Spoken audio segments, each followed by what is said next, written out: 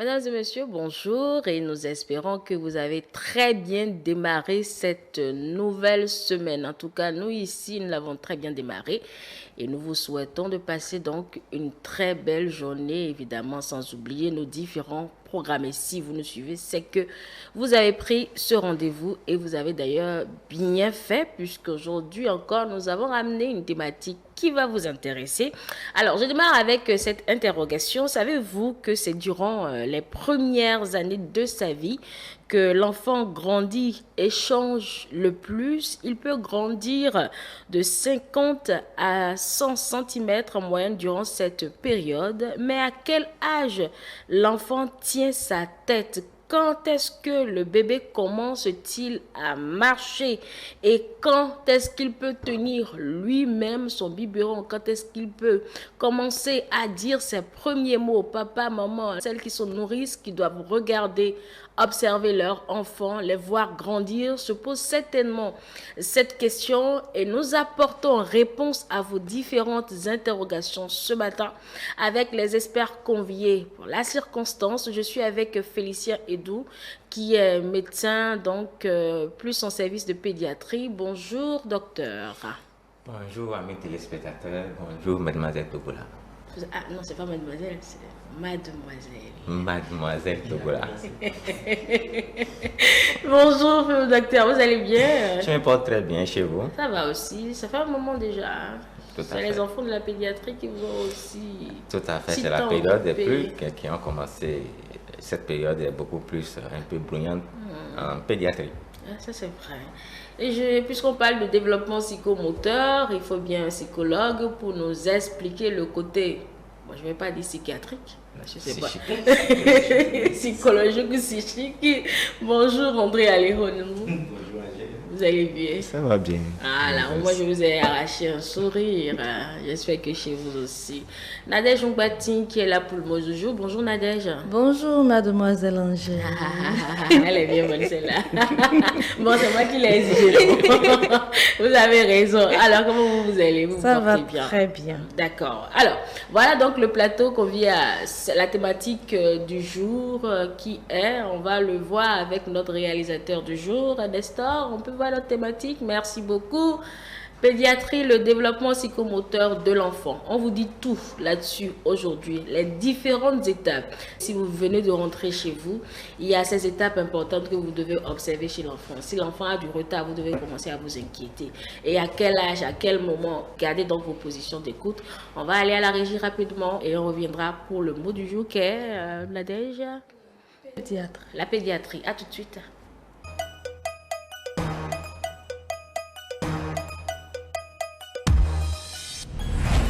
Nadège, c'est votre tranche, vous avez la parole. Aujourd'hui, on parlera de pédiatrie. Pédiatrie qui s'écrit P-E accent aigu, D-I-A-T-R-I-E.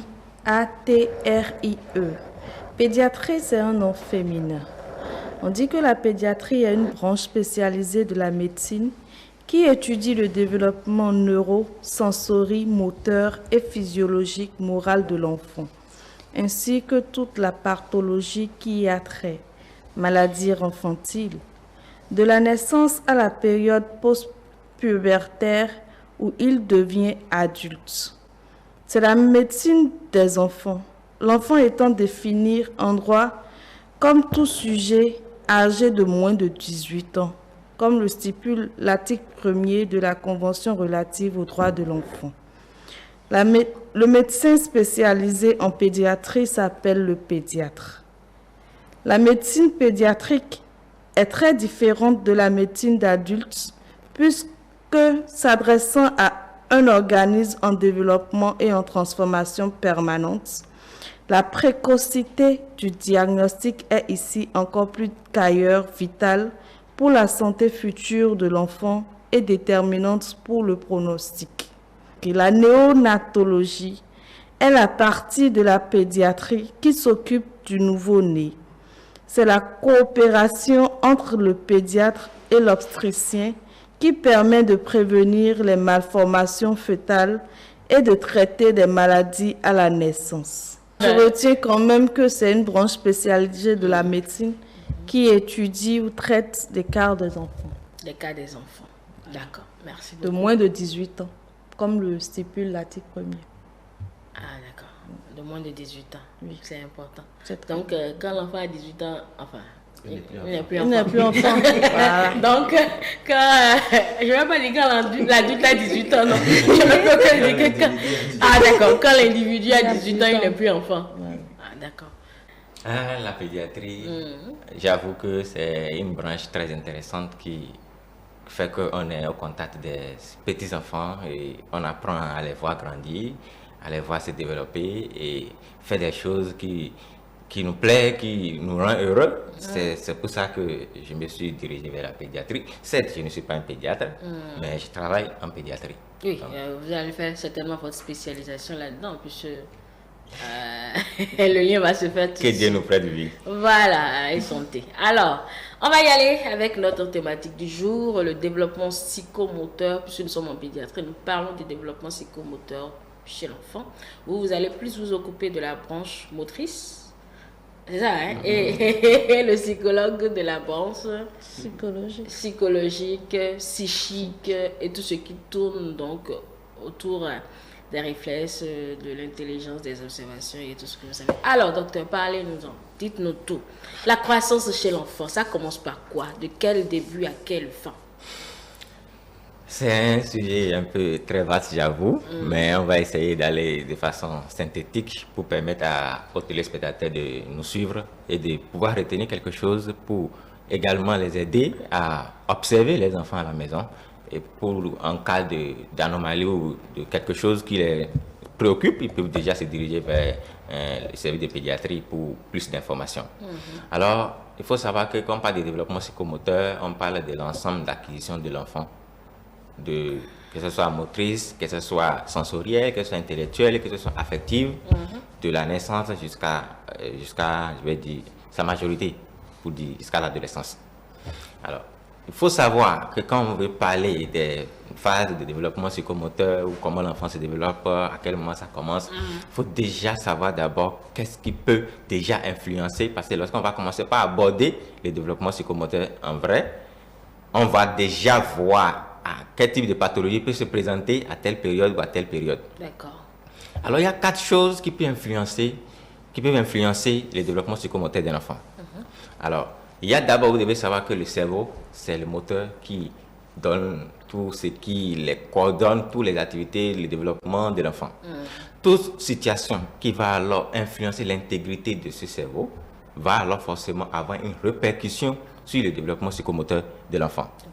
Vous prenez par exemple l'ITER nucléaire, par exemple. L'ITER, c'est-à-dire la coloration jaune de la peau des enfants à la naissance. C'est quelque chose qu'on prend avec attention, avec beaucoup plus de rigueur quand on voit la coloration jaune chez un enfant, parce qu'on sait que quand ça évolue vers les stades de l'ITER nucléaire, ça peut griller les noyaux gris du cerveau.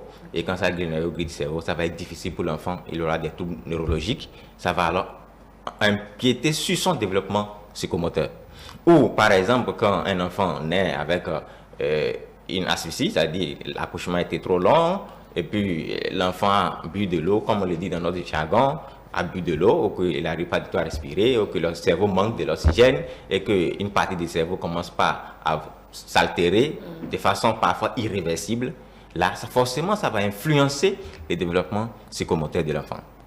Voici le premier niveau qu'il faut déjà s'occuper, qu'il faut déjà prendre en charge de façon très efficace, parce que c'est la partie qui détermine le plus le développement psychomoteur de l'enfant. C'est pour ça que quand la femme est enceinte, on essaie d'expliquer à la femme, attention, ne fais pas ci sur la grossesse, ne prends pas ci sur la grossesse, toujours pour aider l'enfant dans le ventre à mieux se développer et quand il va sortir, pour qu'il ne sorte pas dans des situations dramatiques.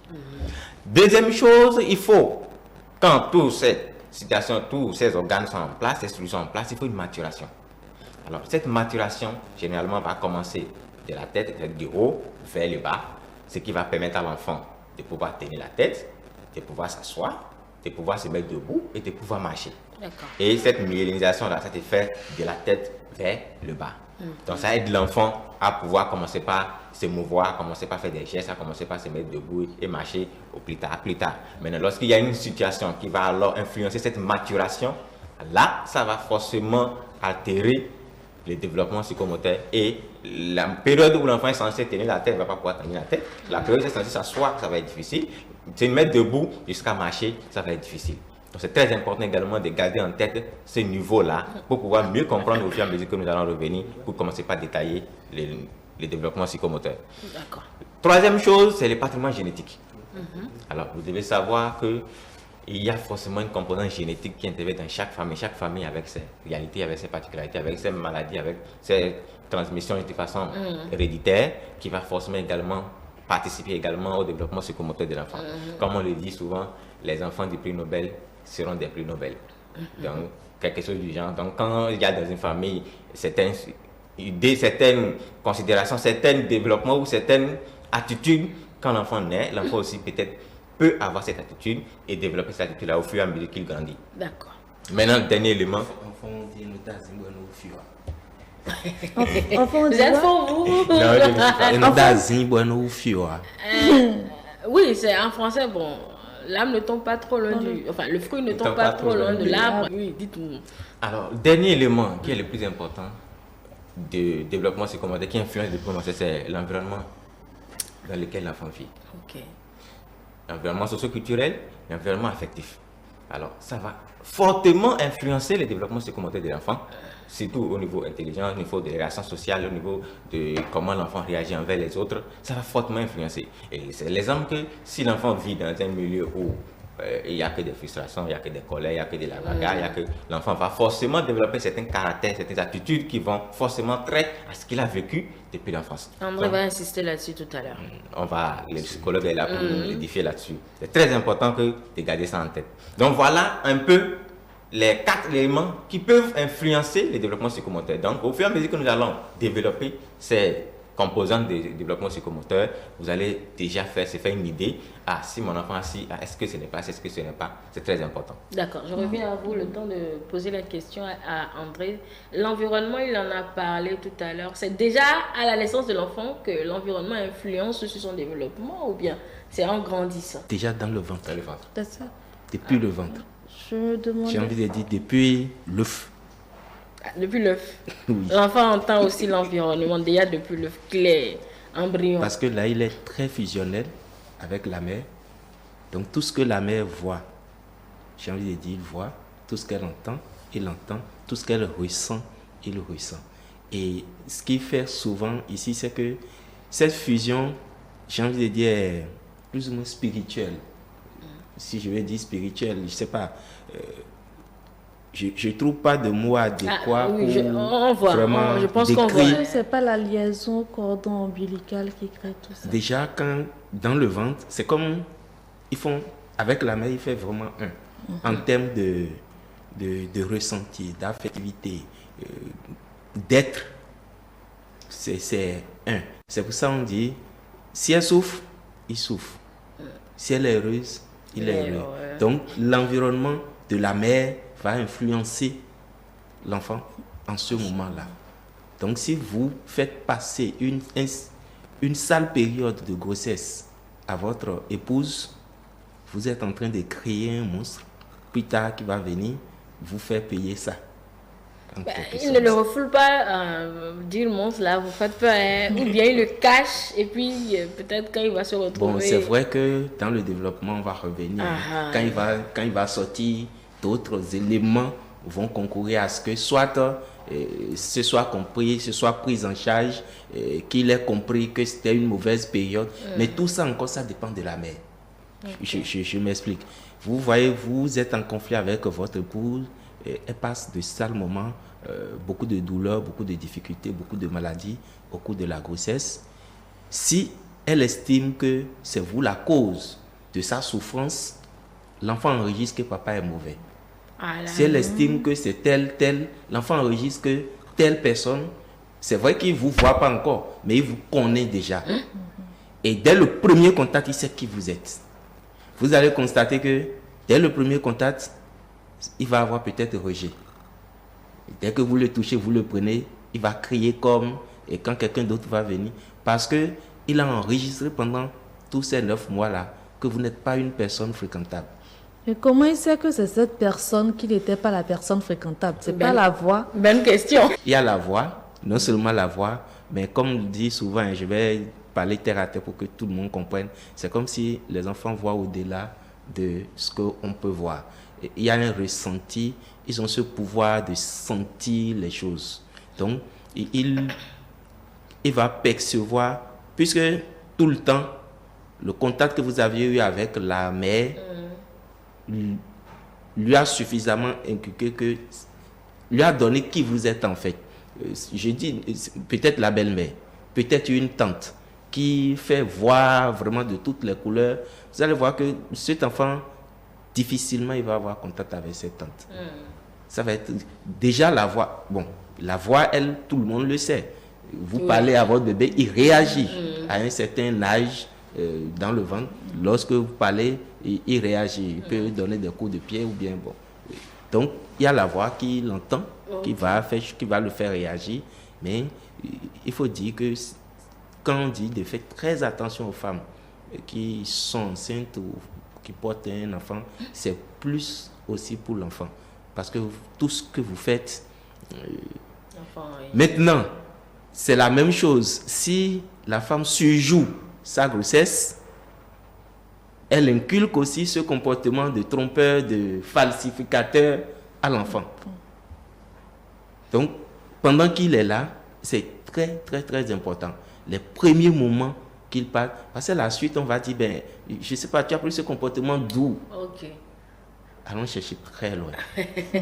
D'accord. Alors, vous évoquez un aspect que je veux bien faire développer par docteur Edou. Il a dit qu'à un moment donné, l'enfant commence à donner les coups. C'est vrai qu'on veut parler de la croissance du bébé, mais quand est-ce qu'on commence à sentir les coups de l'enfant qui est dans le ventre? Ça, c'est entre parenthèses. Oui, entre parenthèses, c'est une question très importante. Déjà, à partir de 20 semaines d'aménorrhée, la maman peut déjà sentir les mouvements fœtaux. 20 semaines, là, ça fait combien de mois? En mois, là, c'est plus facile. En 4 mois. En 4 mois. Oui. Ok. Bon, ça aussi, ça ne varie. Il y a des enfants tellement réactifs que déjà, même avant ça, ils peuvent déjà commencer par se bousculer dans l'utérus là-bas. Donc, la maman sent déjà que ça, il bouge déjà. Donc, on parle des mouvements actifs fœtaux. Donc, l'enfant bouge. Surveillez votre corps simplement quand l'enfant bouge, vous sentez que l'enfant bouge. Parce qu'il y a des grossesses où l'enfant ne bouge pas. Hein. Ah, là, on doit s'inquiéter. Ah non, pas forcément. Est-ce que c'est que la maman sait quand est-ce que l'enfant bouge? C'est la question. C'est ça. Ouais. Mais dit que l'enfant ne bouge pas, lorsqu'on fait l'échographie, on dit que mouvement actif présent, c'est ce qu'on dit toujours. Ça veut dire que l'enfant bouge. Mais est-ce que la maman essaie de ressentir, ou bien est-ce que c'est une grossesse désirée d'abord? Parce que si elle ne veut pas de la grossesse, l'enfant va bouger. Eh bien, dans sa tête, elle ne veut pas que l'enfant soit là. Du coup, surveiller, ressentir l'enfant, comme le développement de l'enfant, là, elle ne fait pas trop attention à ça.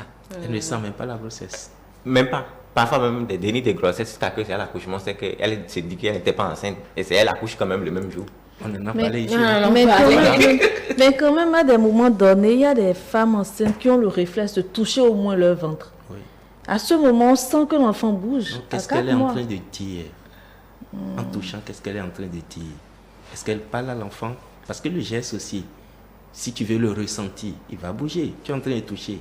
Ça va, mon bébé, tu es là, il va te répondre. C'est juste inexplicable. Hein. Ouais. C'est un phénomène que seul l'être suprême peut nous expliquer. Il y a un aspect que le docteur a souligné. Si l'enfant, c'est pour ça que j'ai dit, on va remonter très loin, déjà avant la grossesse. Est-ce que vous désirez? Est-ce que vous attendez? Ça détermine tout. Est-ce qu'on est prêt à le recevoir? Et c'est pas si vous le voulez en tant qu'homme, il faut convaincre, il faut que ce soit ensemble que vous le voulez. Parce que les premiers rejets, dès que maman sent, ah, il y a eu quelque chose à se matcher, je suis. La réaction de papa, tout de suite est enregistrée. Parce qu'elle va capter, et ah, il n'a pas accepté. Donc le message qu'elle envoie, ton père t'a rejeté, tu es à moi seul. Et si on le veut ensemble, c'est aussi autre chose. Dès que ça vient, elle lui envoie l'information comme quoi on t'attendait. Si papa revient du boulot, je l'informe que tu es là. Et vous voyez, il sait qu'il y a deux qui l'attendent. Parce que peut-être plus tard, on va en parler. Les relations commencent d'abord duel et on va aller dans le triangle pour plus tard aller vers le social. Parce qu'il va commencer forcément avec maman. Peu importe si vous le désirez ou pas, le temps de passer, d'inclure le père dans la relation entre sa mère et lui, ça va être plus court, plus simple si le père l'avait désiré, si maman a fait passer l'information comme quoi c'est un projet ensemble et tout ça. D'accord. Ça va être plus long s'il n'avait pas désiré. Ok, d'accord. Alors, docteur. Si l'un des deux n'avait pas désiré, parce qu'il y a des cas, c'est le papa qui veut et la maman est contrainte de garder. Voilà. Et vous allez voir aussi, il va venir, il sera très fusionnel avec son père, parce qu'il n'a pas le choix, il ne peut que grandir dans ce milieu. Mais il sait qu'il y a quelqu'un qui l'aime beaucoup plus. Et c'est toujours maman qui fait passer cette information. Oui, oui. Parce qu'il y a quelque chose, elle ne pourra pas se mentir à elle-même. C'est ça le truc. Elle peut, de façon gestuelle, sourire alors qu'elle est fâchée de l'intérieur. Ce que l'enfant enregistre, c'est la colère de l'intérieur, pas le sourire que lui ne voit pas. Et autrement, c'est que tu n'es pas digne de confiance parce que, en fait, tu es fâché et tu souris. Faisons attention à tout ce que nous faisons au cours de la grossesse. Docteur, que fait bébé entre 0 et 2 mois? On va y aller de façon graduelle. De façon graduelle, mais avant d'en arriver à... ce qu'il fait. Mais il faut expliquer qu'est-ce qu'on veut rechercher entre 0 et 2 mois. Parce que vous ne pouvez pas dire entre 0 et 2 mois et aller juste comme ça. Il faut chercher qu'est-ce qu'on veut rechercher dans chaque tranche d'âge qu'on veut aller vérifier. Ça, c'est la partie la plus importante. Alors, ça on appelle la composante du développement psychomoteur. Vous allez regarder la psychomotricité, vous allez regarder le langage, vous allez regarder l'intelligence. Psychomotricité, monnayons un peu cela. Oui, on va monnayer ça. Oui. Ensuite, vous allez regarder l'affectivité. Maintenant, si nous revenons à la psychomotricité, ça comporte également 3 choses. Le tonus de l'enfant, la motricité et son éveil. Le tonus. Alors, le tonus, c'est quoi? C'est la tension de ses muscles. Alors, quand l'enfant naît le premier jour, naturellement, il y a une partie axiale et les parties périphériques. La partie axiale, c'est-à-dire que vous prenez l'enfant, vous allez voir, vous avez vu, du moins c'est dans la vidéo, on a essayé de prendre l'enfant pour essayer de le faire marcher à la naissance. Peut-être quand vous prenez l'enfant immédiatement, vous voyez qu'il est hypotonique, c'est-à-dire qu'il n'arrive pas du tout à garder quoi que ce soit. Donc on parle d'hypotonie axiale. C'est normal pour un enfant. Et au fur et à mesure que l'enfant grandit maintenant, cette hypotonie-là va commencer par régresser pour laisser place maintenant à la myélinisation que j'ai expliqué au départ, qui va permettre à l'enfant alors de garder la tête. En fait, après avoir gardé la tête, il va maintenant garder la hanche et s'asseoir et pouvoir maintenant commencer par tenir des objets et se lever. Ensuite, maintenant, tout seul se lever et marcher. Donc, ça, c'est ce niveau. Maintenant, deuxième chose, quand l'enfant naît, il est hyper... En fait, les membres là sont en contraction. On parle que l'enfant est en quadriflexion. Donc, hypertonie là, l'enfant, les membres, vous allez voir, quand l'enfant naît, il a les pieds, la main fléchie, les jambes également fléchies. Donc, on parle de quadriflexion de l'enfant. Ça là, il faut au fur et à mesure maintenant que l'enfant grandit, il va commencer par laisser cette rigidité-là progressive pour permettre aux membres de s'étendre, des membres de grandir, ainsi de suite, de commencer même pas, ne pas prendre les objets, passer un objet de notre main au fur et à mesure. C'est ça qu'on va maintenant évaluer au fur et à mesure que l'enfant grandit dans les tranches d'âge que vous voulez évoquer. D'accord. Alors, en dehors de ça, on va maintenant revenir à la motricité.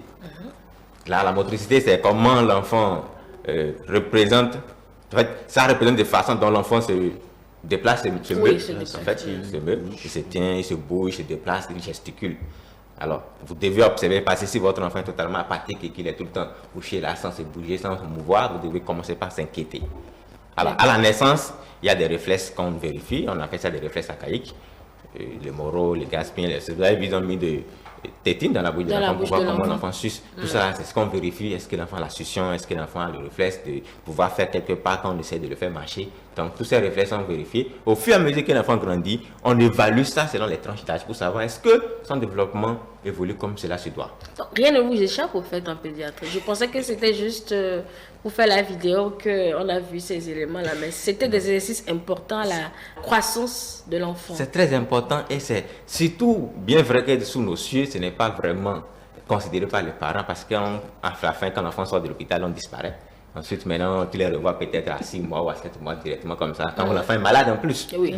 Donc, le suivi d'une nourrisson, c'est dont je parle souvent sur ce plateau, il n'y a pas vraiment. Il faut se retrouver peut-être dans une ville ici pour voir quelques parents qui comprennent pourquoi il faut aller voir un pédiatre à chaque période de développement de l'enfant pour voir s'il y a une anomalie ou pas. C'est peut-être à 2 ans quand l'enfant ne marche pas que tu vois un parent pour dire que, au fait, mon enfant ne marche pas. Mais de 0 à 2 ans, vous étiez où? Qu'est-ce que Qu'est-ce que vous avez été fait? Rien. Ils ont disparu simplement de l'hôpital parce que l'enfant n'avait rien. Pourquoi on ira à l'hôpital pour aller payer de l'argent pour les consultations? En fait, c'est les réflexes qu'on n'a pas qui fait que c'est des choses qu'on évalue au fur et à mesure que l'enfant grandit, à chaque période de l'enfant. Docteur, si vous permettez, ce qu'il faut dire aux parents ici, c'est que plus tôt vous allez consulter pour votre enfant, plus tôt on détecte le mal, plus vite ça va se résoudre. Donc plus ça va s'étendre, même si c'est une maladie pédiatrique, plus ça va s'étendre, plus difficile ça va devenir. Donc le fait qu'on découvre que l'enfant aura ou a déjà des difficultés motrices à 2 mois, à 3 mois, c'est mieux que de le découvrir à 18 mois, à 2 ans. D'accord. Moi, ma question pour le docteur, c'est est-ce qu'il fait un développement d'abord? On va le laisser finir son développement, sinon il risque de perdre. Et vous allez dépenser moins quand on le découvre plus tôt. D'accord. C'est vrai. Continuez. Voilà. Ensuite, maintenant, on vérifie la façon dont l'enfant tient les objets. L'appréhension. Ça, c'est toujours entre 0 et 2 là. Autour de 3 mois, 3 à 4 mois. 3, ok. Donc, à 3 à 4 mois, il faut vérifier. Donc, il va d'abord commencer par, vous allez voir, de ce côté, le côté médial de la main, il va commencer par prendre les choses comme ça. Ensuite, maintenant, ça va venir jusqu'au niveau du pouce. Et toute la main va commencer par prendre l'objet.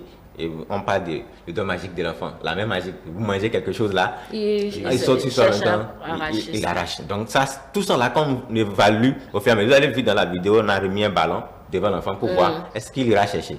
Donc il essaie d'aller prendre. Donc tout ça là, c'est des trucs qu'on évalue au fur et à mesure que l'enfant grandit. Donc de 3 à 4 mois, la prise cubitale, ensuite maintenant le radial, au bout de 9 mois, l'enfant peut déjà prendre. Et au bout de 7 et 8 mois, déjà, il peut déjà passer d'un objet à une autre main. Donc on va revoir ça dans les développements selon les tranches d'âge. Ok. Ensuite maintenant, quand l'enfant, on va vérifier tout ça, on vérifie l'éveil de l'enfant. Donc l'éveil de l'enfant va alors augmenter de façon progressive au fur et à mesure que l'enfant grandit, il sera de plus en plus éveillé. Donc si votre enfant n'est pas éveillé, qui tout le temps il dort, qu'il ne s'intéresse à rien dans son entourage, vous devez déjà commencer par se poser des questions. Qu'est-ce qui ne va pas avec mon enfant? D'accord. Maintenant, deuxième composante, c'est le langage. Donc si on doit évaluer selon les périodes, il faut évaluer le langage de l'enfant. Alors, c'est la communication verbale de l'enfant. En fait, ou sa capacité à exécuter, c'est des ordres simples que vous lui déposez un objet maintenant, ou vous lui posez une question, il va faire au moins quand même il réagit à ce que vous dites. Cette capacité-là, il faut savoir l'évaluer selon les tranches d'âge de l'enfant pour savoir à quel niveau il y a des problèmes. Alors, vous devez savoir à la naissance, les bébés ont des cris. Des cris du nouveau-né, on appelle ça l'évagissement. Donc, de 0 à 6 semaines de vie, c'est-à-dire 1 mois et demi. L'enfant peut toujours émettre ces cris-là, qui, depuis sa naissance jusqu'à 1 mois et demi, peut toujours continuer à émettre ces cris. Ensuite, là, vous avez la vocalisation, où l'enfant est en train de chanter en façon sans mots. Ah bon, l'enfant chante? Oui, sans mots. En fait, il fait des trucs, vous allez entendre comme si les sons, il émet des sons comme s'il est en train de chanter. D'accord, dit comme ça, oui. Voilà. Ça, là, je connais. Donc, ça, c'est important pour un enfant de pouvoir suivre ça chez un enfant. Est-ce que mon enfant fait ça ou il ne fait pas ça? Ensuite, vous avez les gazoulis. Ça, c'est les murmures carrément de l'enfant. Ce n'est pas que c'est quand l'enfant fait ça, c'est pas que c'est mauvais ou l'enfant a quelque chose forcément. Ça fait partie de son développement psychomoteur. Ensuite, maintenant, vous avez l'allation. Ce qu'on appelle l'allation, c'est-à-dire que les sons maintenant s'articulent. Vous entendez les sons maintenant qui commencent par s'articuler. Donc ça, c'est déjà au bout de 7 ou 8 mois. Comme ça, vous allez commencer par entendre des sons articulés. Donc, quand on quitte à ce stade-là maintenant, on va maintenant revenir à la période où l'enfant déjà commence même pas par prononcer des syllabes. On va revenir. Oui, on va revenir sur tout ça. On va commencer des syllabes, répéter maintenant les mots. D'abord, syllabes, ensuite répéter les syllabes là, ensuite maintenant répéter des mots, ensuite maintenant commencer par construire des phrases et commencer maintenant par mettre je, ensuite de suite maintenant. Comme ça, l'enfant, on évalue au fur et à mesure que l'enfant grandit jusqu'à élaborer des phrases complètes, des idées complètes, et élaborer déjà il y a 3 à 6 mois. C'est vrai, les âges qu'on donne, c'est pas quelque chose d'absolu ou de figé. Et ça dépend de l'enfant. Et ça dépend de l'enfant. Ça dépend des composants dont j'ai cité au départ, de la naissance, des situations qui l'entourent, de l'hérédité de l'enfant. Ça va varier d'une famille à une autre.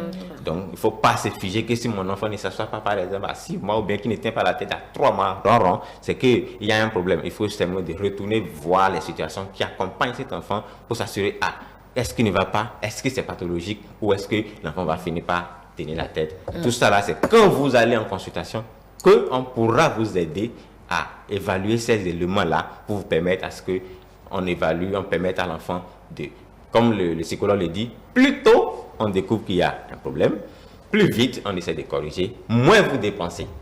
Mais plus tard que vous revenez, d'abord déjà quand c'est tard, on ne peut pas vous faire une promesse que ça va se corriger.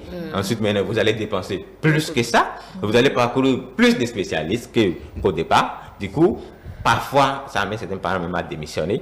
Parce qu'ils se sentent que, bon, franchement, l'enfant là me fatigue carrément. Et il abandonne l'enfant à son sort et l'enfant se démène pour survivre.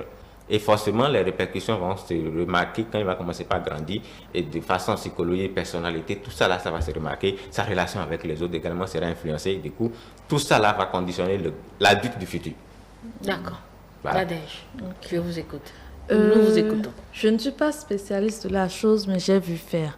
Je voudrais savoir, docteur Raison, tout à l'heure dans votre développement, vous avez parlé du fait qu'il n'y a pas un contrôle systématique après accouchement, si je comprends bien. Les parents ne viennent pas souvent au contrôle et tout ça. Donc, je me demandais si, est-ce que déjà à l'hôpital, vous leur en avez parlé, c'est-à-dire, est-ce qu'ils sont au courant qu'à un moment donné, il faut venir. Parce que quand c'est pour après accouchement, quand c'est pour les vaccinations, ils savent qu'ils doivent aller pour les vaccinations. Est-ce que quand ça concerne la pédiatrie, est-ce que vous en parlez vraiment pour qu'ils comprennent qu'ils doivent passer à l'hôpital? C'est une question très importante et la réponse également sera à la hauteur. Bien sûr. Nous vous écoutons. Parce que, vous savez, on a déjà cette habitude-là, dans notre culture en griffe, de penser que tout va bien. Pourquoi j'irais dépenser de l'argent pour faire voir alors que mon enfant n'a rien? Déjà, même à l'accouchement, tout enfant qui sort doit passer par la pédiatrie. Sauf si on se retrouve dans des zones où il n'y a même pas de service de pédiatrie. Mais quand même, aujourd'hui, il y a assez d'efforts pour que dans chaque zone où on accouche, qu'il y a quelqu'un au moins qui a l'expérience en pédiatrie qui voit l'enfant à la naissance. Mais quand on dit voir l'enfant à la naissance, c'est vrai que, en tout cas, moi, j'ai fait des propositions pour que déjà, même à l'accouchement, les soins, les prix de l'accouchement que les gens payent, qu'il y a déjà la consultation pédiatrique à l'intérieur, pour ne pas dire aux parents ensuite maintenant, amenez l'enfant en pédiatrie, allez payer une autre consultation là-bas pour faire voir l'enfant. Donc ça crée toujours ce genre de problème parce que quand on remet l'enfant aux parents, allez en pédiatrie, les parents sont de l'hôpital, ils ne vont pas en pédiatrie. Ils rentrent directement chez eux. Maintenant, celui qui est rentré ou celle qui est rentrée chez elle directement avec l'enfant, vous voulez qu'on lui explique comment? Il faut déjà qu'il vienne. Il va en passer à la vaccination parce que c'est gratuit. La vaccination est gratuite. Donc il y va, elle y va, et elle ne paye rien. Mais s'il doit revenir en pédiatrie pour qu'on les amène l'enfant, pour qu'on lui explique les choses, il va falloir payer. En fait, c'est le mot payer là qui pose toujours des problèmes dans nos contextes. À certaines couches. Voilà. Du coup, c'est tout. Même parfois des personnes, pas quand des couches là, parfois je ne suis pas d'accord. Parce qu'il y a même des gens qui ont assurance et qui font les mêmes choses. Peut-être qu'il faut leur expliquer l'importance de la pédiatrie. Oui. Si vous ne l'avez pas expliqué, même nous ici sur ce plateau, on ne saurait pas que le fait de mettre la tétine dans la bouche de l'enfant est un geste important. Le fait de le mettre sur pied déjà à la naissance pour voir sa motricité est un geste important. Peut-être que c'est un manque de sensibilisation, un manque d'information qui peut-être gâte les choses. Moi, je pense que c'est peut-être un manque d'information et ces émissions justement contribuent à cette sensibilisation-là pour que les parents prennent la mesure de la chose. Au début, j'avais pensé que aussi parfois que c'était manque d'information. Au fil du temps que je me suis impliqué, me mouille le maillot tous les jours pour passer les informations, pour sensibiliser. En fait, j'ai compris en fait que ce n'est pas question de manque d'information. Il y a la plupart qui ont l'information, mais le réflexe d'aller le faire, ça là, ça manque. Vous savez, dans la prise en charge d'une pathologie, il y a des niveaux de retard. D'abord, retard de prendre des décisions. Parce que je suis malade, il faut que je me soigne. Le retard de prendre des décisions de me soigner là, ça peut être fatal. D'abord de reconnaître que je suis malade. Bon, reconnaître que je suis malade, ça c'est encore un niveau. Avant de prendre la décision. Maintenant, de s'y rendre. Maintenant, si vous ne venez pas, on ne peut pas aller dans les domiciles, aller chercher l'enfant. Parce qu'on ne sait même pas. Est-ce qu'on savait même que l'enfant était malade? Ou que l'enfant a un problème? Non. Quand l'enfant sort de l'hôpital, les sages-femmes toujours écrivent dans le carnet consultation pédiatrique. Amenez l'enfant à la pédiatrie. Quand vous prenez tous les carnets d'accouchement aujourd'hui, vous allez trouver cette phrase-là, en bas de la partie où on a mis l'accouchement. Parce que c'est une obligation et elles le savent, les sages-femmes. Maintenant, quand ils finissent d'expliquer aux parents, les parents disparaissent simplement avec l'enfant. Maintenant, les systèmes où ça prend un peu, c'est la césarienne, parce qu'on sait que quand on sort l'enfant, il faut passer l'enfant à la main du pédiatre qui va les amener pour voir après la césarienne qu'est-ce que tout va bien avant de pouvoir remettre l'enfant aux parents. C'est bien vrai que dans nos contextes également, ça flotte toujours parce que si on doit faire la césarienne et remettre le bébé, elle dit amener l'enfant à la pédiatrie en même temps. Il y a certains parents qui prennent le bébé et qui le gardent. Ah bon? Oui, des heures après, tu vois un enfant totalement pas dans le couloir simplement. Mais c'est quoi ces bébés-là? On dit c'est la césarienne. Mais l'enfant ne respire plus. Là, on arrache le bébé dans la main des parents pour courir pour aller réanimer le bébé. On dit non, j'ai déjà assez dépensé, moi je ne veux plus. Je ne peux plus dépenser. C'est la phrase de tous les jours en pédiatrie. Non, j'ai déjà dépensé, je ne veux plus payer, je ne vais pas plus payer encore en pédiatrie pour l'enfant. Pourquoi on ne peut pas avoir l'enfant tout seul? Bon, c'est des services différents. Et puis, oui, monsieur Alifou. Il y a aussi, si vous permettez, il y a aussi cette, j'ai envie de dire, cette mauvaise volonté ou mauvaise interprétation des choses.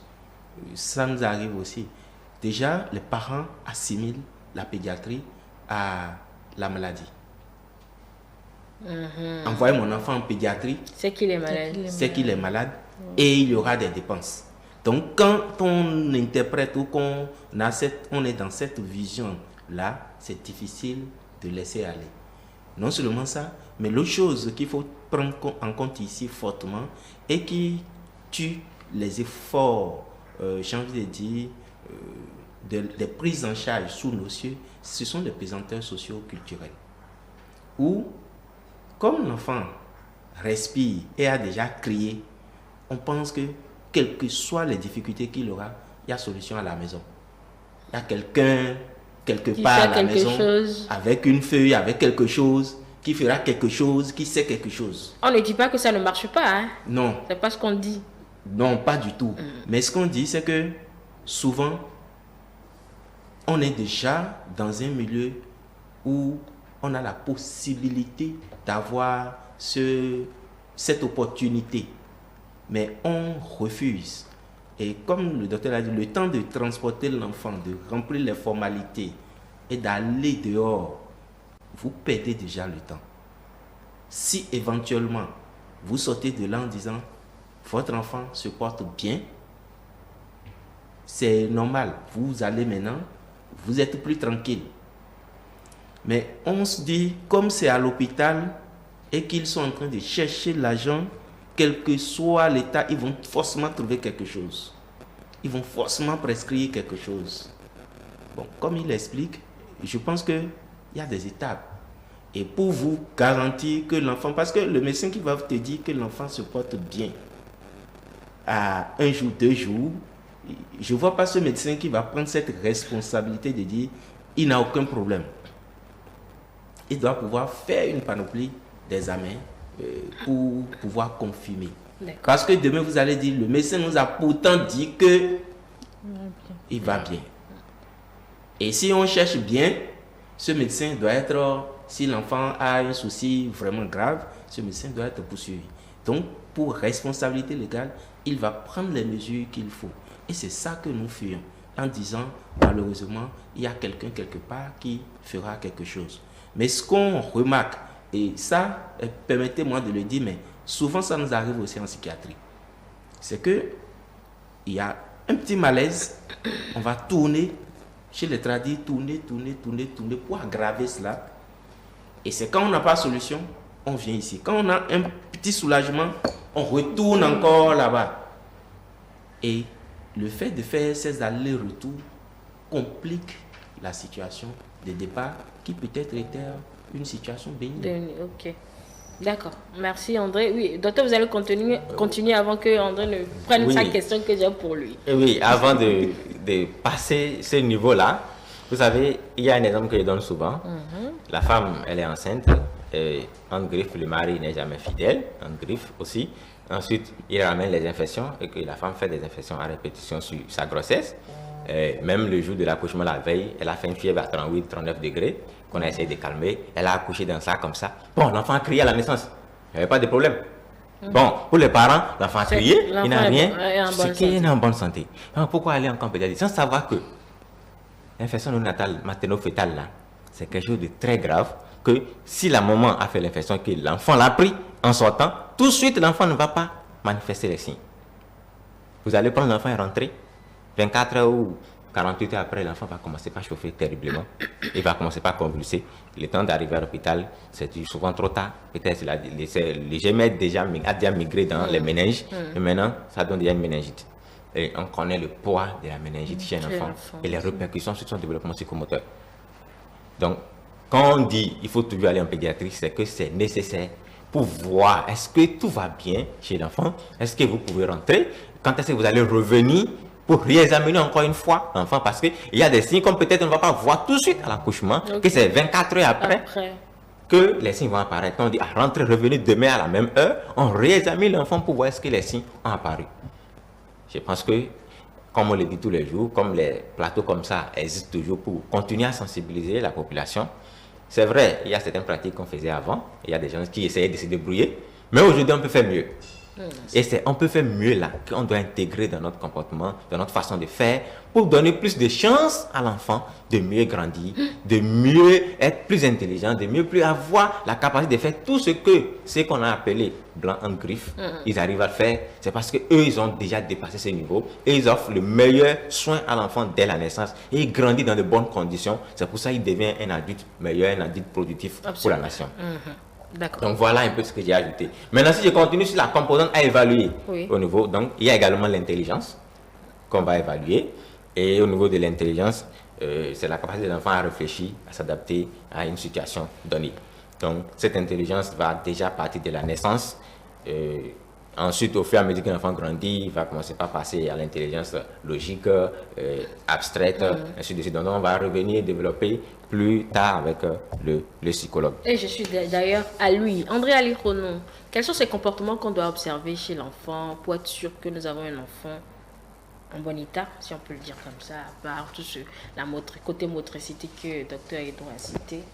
La première chose qu'on surveille souvent, c'est le rire. Il faut regarder un peu comment il pleure. Et il doit rire et comment il rit. Son regard. Parce que, oui, justement, on ne fait pas assez attention. Dès que... Bon, quand l'enfant est dans le ventre, peut-être on se préoccupe un peu plus. Mais dès qu'il sort, c'est comme si... Je suis libéré. Et donc, je suis libéré, je vais m'occuper d'autre chose. Alors que l'adulte de demain dépend des soins que vous donnez maintenant. Et comme on le dit, en fait, c'est pas à donner des soins de façon perpétuelle. Donnez-lui les bases. Vous voulez que votre étage, votre maison, votre édifice, votre étage tienne, que ça ne tombe pas au cours d'une tempête ou quelque chose, il faut déjà que la fondation soit vraiment solide et capable de porter le poids. Donc c'est de ça qu'il s'agit ici. Il faut mettre une bonne fondation. Donc oui, malgré les taquineries, vous le lavez, vous faites tout, l'enfant il est là, il vous regarde, il dit rien, il rit pas, il pleure pas. Mon enfant est sage. Il ne pleure pas, hein. Tu peux le laisser là toute la journée, il va pas dire quelque chose. Tu fais tout ce que tu veux. Est-ce qu'on peut aussi, c'est bon, hein, il est sage, mais est-ce qu'on peut se poser la question, est-ce normal? Est-ce vraiment normal? Est-ce vraiment la sagesse? Qu'est-ce qu'il a? Parce qu'un enfant normal, il va pleurer, il va crier. Parce que là, la seule chose, son langage, comme on l'a dit, jusqu'à un certain âge, ce sont les pleurs. Pour vous dire qu'il a faim, c'est pleurer. Pour vous dire qu'il est content, il rit. Donc, on doit quand même surveiller cela. Je suis un docteur et d'où maintenant? Oui.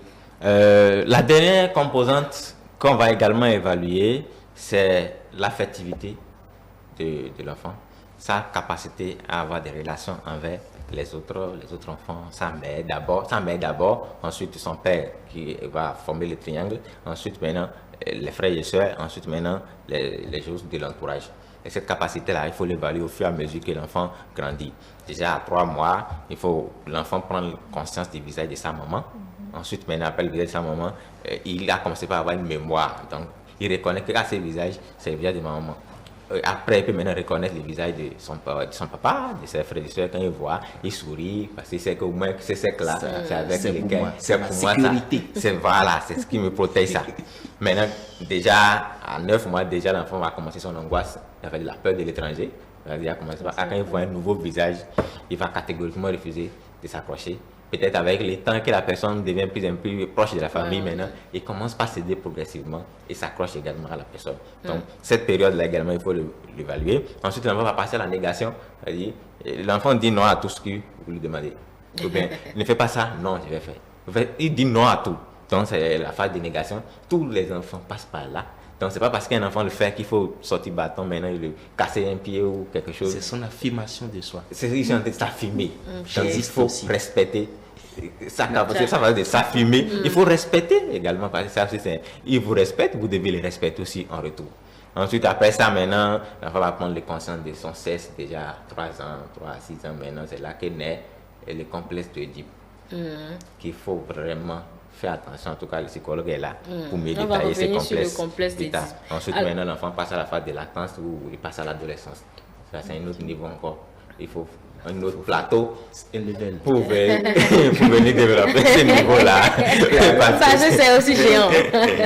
D'accord. Alors, pour tout ce préalable qu'on a fait, est-ce qu'on peut donner déjà des périodes? L'enfant tient sa tête à quel mois? 3 mois, c'est ça? Oui. À 3 mois. Quand on connaît tout ce qu'il faut évaluer, maintenant, on va revenir maintenant à chaque période. Qu'est-ce que l'enfant doit faire? Et à quel moment on peut s'inquiéter, qu'on va finir par dire à la fin, à quel moment il faut s'inquiéter quand l'enfant n'a pas ci, quand l'enfant n'a pas ça. Allons-y. Alors, de la naissance, j'ai dit que l'enfant, la motricité, voit l'enfant a une hypotonie axiale, il a une hypertonie des membres. Ensuite, maintenant, il gesticule, il a l'évanouissement, c'est-à-dire les cris du nouveau-né, il a tout ça. Et l'enfant, quand il dort parfois, il sourit aux anges. À ce qui paraît. Un griffe, il sourit aux anges là. Donc, les souris là, on observe ça chez l'enfant. On regarde, on observe déjà dès la naissance chez l'enfant. Il ne fait que sourire. Et il fait que sourire. Maintenant, lorsqu'on vient maintenant à 3 mois, là, l'enfant, en 2-3 mois déjà, l'enfant est capable de tenir la tête. Bon, quand on dit 2 à 3 mois, il ne faut pas s'attendre.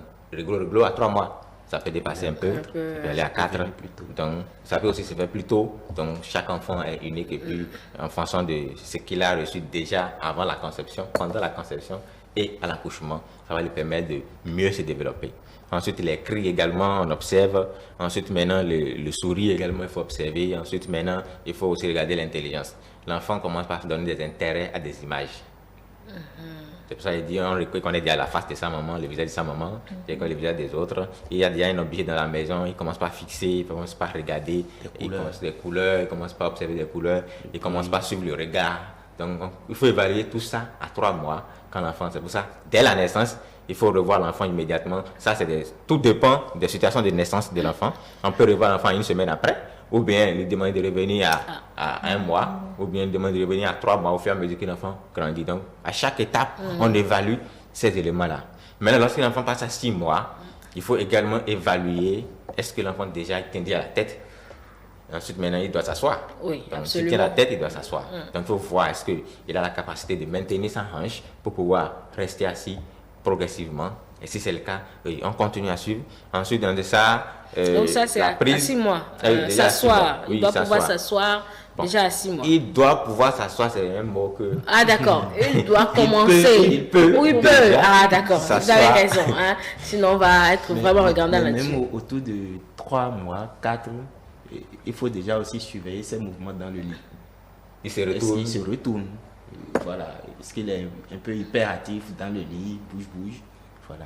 Donc, il peut s'asseoir à partir déjà de 6 mois. Oui, il peut déjà s'asseoir à 6 mois. Il peut même déjà s'asseoir à 5 mois. Tout dépend de chaque enfant. Donc, bien sûr. Il faut valider tout ça. Ensuite, maintenant, il faut regarder l'intelligence. Il ne faut pas le forcer à s'asseoir à 2 mois, à 3 mois. Pas du tout. 2 mois.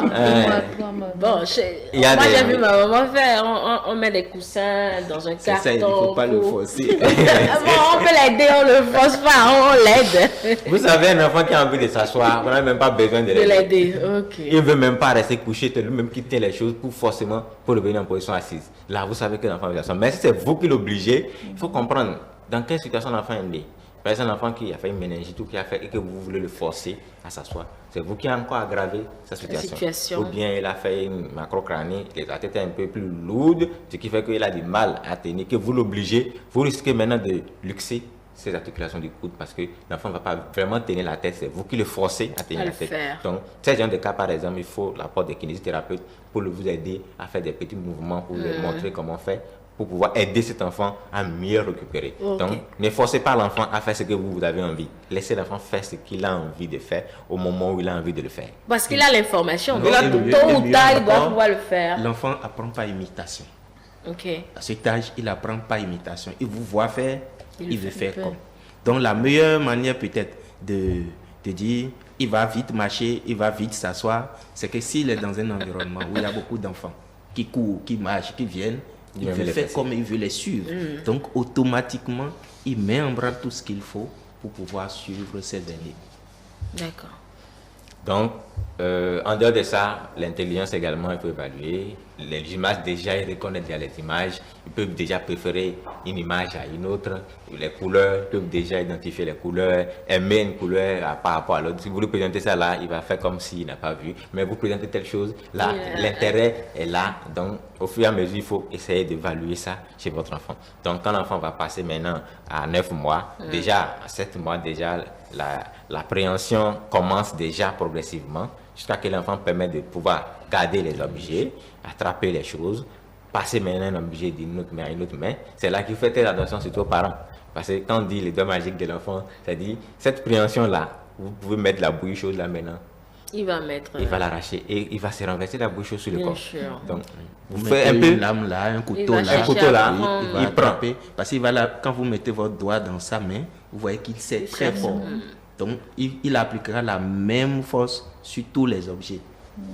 C'est pour ça qu'il faut. Voilà. Donc, il faut faire très attention pour que ce ne soit pas nous-mêmes qui allons provoquer des lésions. Parce que même il y a quelques jours maintenant, j'ai eu un petit cas là, que l'enfant a pris carrément la bouillie. On a chauffé l'eau pour pouvoir le laver, mais la maman, le temps d'aller prendre peut-être couche ou des savons, elle a dit qu'elle voulait aller prendre, l'enfant a tiré le seau d'eau. Donc ça s'est carrément renversé sur tout son corps. Bon, finalement, je ne sais pas ce qu'ils sont devenus parce qu'on a dit les référés au Sénat au Grand Bureau. C'est très compliqué, donc il faut faire très attention. À cette période-là, ils sont tellement éveillés, ils sont tellement envie de découvrir des choses. Encore qu'aujourd'hui, les enfants de maintenant sont tellement hyper actifs qu'il faut très attention. En moins geste là, ils sont déjà en train d'arracher des choses et que vous ne faites pas attention. Hier, bon, on dit souvent, on a été trop sages. Les enfants d'hier ont été vraiment sages. Mais aujourd'hui là, ils sont aussi sages. Ils sont aussi sages à leur façon, à leur génération. Mais si vous voulez faire comparaison entre là-bas et ici, vous allez vous partir à côté. Donc il faut s'adapter à leur période et faire très attention parce que là, vous avez besoin beaucoup plus d'attention qu'avant pour pouvoir garder un œil sur les enfants. Aujourd'hui, on connaît la génération Android. Quand un message est rentré où on est déjà préoccupé pour répondre, où la personne nous fait sourire déjà, la personne commence déjà à sourire tout jusqu'au niveau du cou. Il a déjà oublié que là, il a déposé quelque chose qu'il ne faut pas que l'enfant touche. C'est quand l'enfant commence à crier qu'elle sorte maintenant de son téléphone et remarque que l'enfant, c'est déjà trop tard. Donc, il faut être très attention, il faut être beaucoup plus vigilant avec les enfants à cette période. D'accord. Donc, lorsqu'on descend maintenant à 9 mois, tout ça là, maintenant l'enfant commence à prononcer quelques mots. Donc, en fait, il y a des... C'est vrai, il y a beaucoup de choses à surveiller, mais de façon clé, il faut déjà commencer par savoir qu'est-ce que vous devez rechercher votre enfant à tel moment. Le reste, quand vous allez venir à l'hôpital, on va évaluer tout ça. Donc, déjà à 9 mois, l'enfant doit commencer par tirer les trucs et se lever. C'est-à-dire, il essaie de se mettre debout. Il essaie de se mettre debout.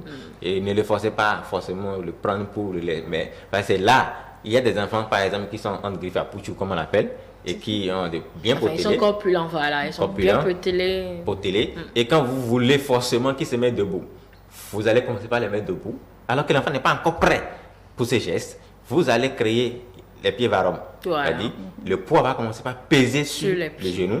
Et les genoux, l'os va commencer, c'est une os en formation qui n'est pas encore assez solide pour tenir ce poids-là. C'est vous qui allez aggraver son pied varum. Et l'enfant va grandir, les pieds seront carrément en eau. Et vous allez commencer par courir encore après pour gérer ce genre de choses. Donc, il faut laisser l'enfant aller à son rythme. Maintenant, à cette période également, il faut relever l'enfant, doit commencer par dire pas des syllabes. Il doit d'abord dire maman. Vous savez qu'il y a des enfants. Il y a des enfants qui te le font à l'envers. Bon, ça dépend déjà dans la. Est-ce que c'est papa qui avait désiré vraiment la grossesse? C'est ce que disait tout à l'heure le psychologue. Voilà. Papa qui avait plus, il va dire papa, il n'y a rien à faire. Déjà à cet âge également, l'enfant commence pas à participer au jeu de ses frères ou des autres enfants. Il commence pas à rechercher des choses, il commence pas à préférer telle chose pour aller les chercher. Ainsi de suite, parce que déjà, il va déjà à 4 pattes déjà. Du coup, il va commencer par aller chercher tous ces éléments-là. Donc, il faut y veiller. C'est là que tout devient fort, parce que s'il peut se déplacer, c'est que tout ce que vous avez rangé quelque part, il va le chercher, parce qu'il voit quelque chose là-bas là, qui l'intéresse. Il ne fait plus attention à tout ce qui est, il va traverser pour aller. C'est la période de découverte. Il veut découvrir tout ce qui est autour de lui. Tout ce qu'il y a autour. Et chaque chose qu'il va découvrir, il va voir, il va vouloir toucher, mettre dans la bouche. Parce que tout va dans la bouche chez les enfants, effectivement. C'est normal, parce que pour lui, c'est là. C'est le sens, c'est ce qui lui permet de reconnaître si c'est comestible ou non. Donc, si c'est mangeable, donc c'est pour ça qu'on dit, on fait très attention, il faut doubler de vigilance encore, parce que quand il commence les 4 pattes, si vous mettez votre pommade là, et qu'il prend, il y a des images, quand il prend le chocolat, la boîte, et quand il mange un peu, il se lave avec. Donc, vous mettez la pommade là, il va boire. Vous allez encore créer des problèmes. Donc, c'est normal. Il doit pouvoir explorer son territoire. Prendre connaissance avec. Toucher à tout.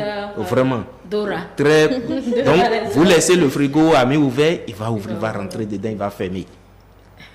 Lui, il ne sait pas, voilà, il sait pas ce qu'il est en train. Lui, il veut découvrir. Qu'est-ce qu'il y a là? Ah, il sent que la température est différente de dehors. Il rentre, il ferme. Il découvre. Maintenant, à vous de pouvoir être là. Être vigilant par rapport à ça. Oui, docteur. Côté affectivité, également, c'est là l'enfant commence par développer ses angoisses. Bon, il commence par refouler les étrangers. Il préfère ceux qui sont beaucoup plus familiers. Ensuite, maintenant, bon, il y a aussi les ressentis des enfants, même si c'est un étranger. Il sent qu'ils sont comme un accord. Spontanément, tu ne vas même pas croire, il ne l'a jamais vu, mais spontanément, il s'accroche à la personne. Bon, là, nous sommes en train d'aller vers les 12 mois. Déjà, oui, de 9, on a déjà 9 mois, on tend vers les 1 an. Donc, il commence par développer ses... Donc, il va peut-être refuser certaines personnes, donc je commençais pas à avoir de l'angoisse. Ma maman, c'est pas le visage de ma maman, c'est le visage de qui ça, donc ainsi de suite. Il est sensible maintenant à tout ce qui est dans son entourage, il commence pas à changer, il doit quand même tout remarquer, voir, ça là, il peut faire ça, ça, il peut faire ça, vous devez surveiller l'enfant et l'accompagner au fur et à mesure que l'enfant grandit. Maintenant, quand l'enfant en va à 1 mois, à 1 an, je vais dire, 12 mois, il peut dire maintenant, prendre appui, se lever, et marcher tout seul, ou faire qu'un, 2 pas et tomber. Ça aussi, ça varie d'un enfant à un autre, donc ne soyez pas pressés. Là, maintenant, il associe les mots. Il peut appeler papa, il peut appeler maman. Il peut appeler un mot qui s'utilise le plus souvent dans la maison. Si vous, dans la maison, c'est imbécile, vous avez jamais dit, il va commencer par essayer de prononcer aussi imbécile, à sa façon. C'est pour ça que c'est très important à cette période-là d'éviter de rentrer dans des situations, des langages que vous allez employer dans la maison. Votre enfant va grandir, il va commencer à insulter les gens, vous allez demander, il a trouvé ça où? Non, c'est ce que vous répétez, il répète. Il apprend pas ce que les gens disent dans son entourage. Si c'est que des choses négatives, vous vous insultez, papa et maman s'insultent tous les jours, l'enfant va également commencer par répéter. Parce que c'est des choses auxquelles il est habitué tous les jours. Donc, il faut faire très attention au langage à cette période, parce que les enfants vont commencer par répéter. L'étranger va venir, mais il va dire imbécile à l'étranger.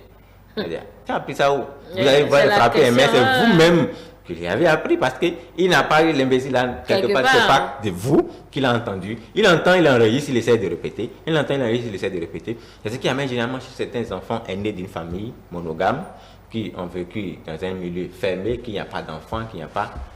Généralement, ces enfants ont un peu de l'état par rapport aux autres enfants, parce qu'il n'y a pas d'enfants pour lesquels qui vont parler. Les parents, peut-être, le papa ne reste pas à la maison, la maman seule est à la maison. C'est peut-être les quelques mots que la maman prononce quand elle est à la maison que l'enfant entend et qui essaie de répéter. Ça va un peu plus retardé un peu par rapport à celui qui est un enfant qui est déjà au milieu des enfants qui parlent et qui font des jeux. Donc, il faut également tenir compte de ça avant de pouvoir dire que mon enfant a un problème ou mon enfant n'a pas un problème. D'accord. On va s'arrêter à 12 mois là d'abord pour faire une pause. Écoutez, nous avons interrogé quelques mamans qui, évidemment, observent leur enfant ou qui ont déjà observé leur enfant grandir. On va les écouter et revenir pour la suite de cette émission. À tout de suite.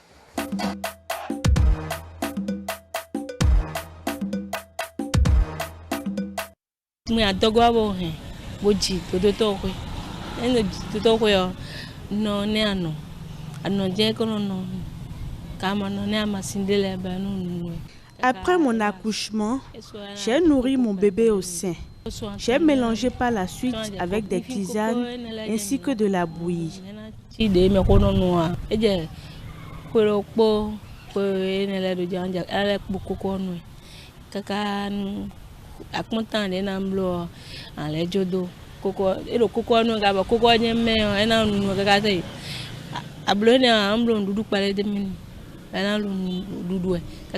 Quand il a commencé à grandir, je me suis mise à le nourrir avec des aliments solides. Tout est dans l'observation. On prend les dispositions pour ne laisser notre bébé au mauvais vent. Et quand ça ne va pas du tout, on se rend à l'hôpital. Comme des chorons dehors, elles sont non bouillées. Un bois foni pour bakun pour venir nous négocier un blanc négocier. Nous jouons ni ma bouillon. Depuis on va gagner trop lourd. Anon clair non ne. Nous sommes nés des anon goa. Prendre amansin, bémeton. Ouais non d'abonner nous. Moi, j'ai nourri mon bébé au sein pendant 3 mois. Après, j'ai mélangé avec de la bouillie de maïs. Quand il a eu 1 an, je lui faisais la pâte de maïs avec la sauce gluante et parfois quelques pâtes alimentaires.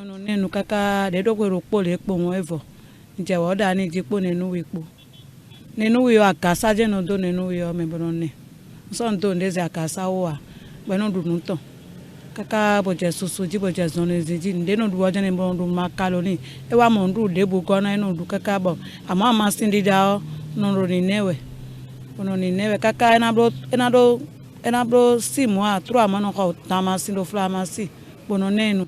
Je le déparasite souvent. La fièvre ne manque pas, mais quand les infections surviennent, on se rend à l'hôpital. Kaka boje susu bono ko amasinde bono nenu bono ne tamasindo game non ne nuene de soro problème de na do zozo eta do zozo bon ne pa sa mo lo zozo ton kono kwe de wa je susuji bi wa je susuji yo po fun gan azon ma je a we wa je infection to le lo to ko me ni lewe o. Voilà, de retour en studio après cet élément. Pourquoi vous oubliez? Intéressant. Cet élément avec les mamans, elles ont toutes des astuces, des astuces de grand-mère, elles en ont toutes pour pouvoir gaver les enfants. Mais bon, c'est pas méchant, c'est toujours pour bien prendre soin des enfants, seulement qu'il y a parfois des... Oui, docteur, allez-y, sinon les gens vont rien comprendre de ce que je dis, allez-y. Alors, vous les avez écoutés. Je pense que c'est un sujet qu'on va quand même continuer à parler parce que on a l'impression que ce qu'on faisait, c'est l'idéal. Mais on ne veut pas chercher plus que ça et améliorer ce qu'on fait là, autant à l'enfant et à chaque enfant. On s'est transformé en robot et on fait systématiquement tout à tous les enfants, ce qui n'est pas normal. Maintenant, vous voyez, dans la dame essaie de dire que l'enfant sort, il lui donne de tisane, il lui donne des chloroquines, il lui donne des médicaments de dentition.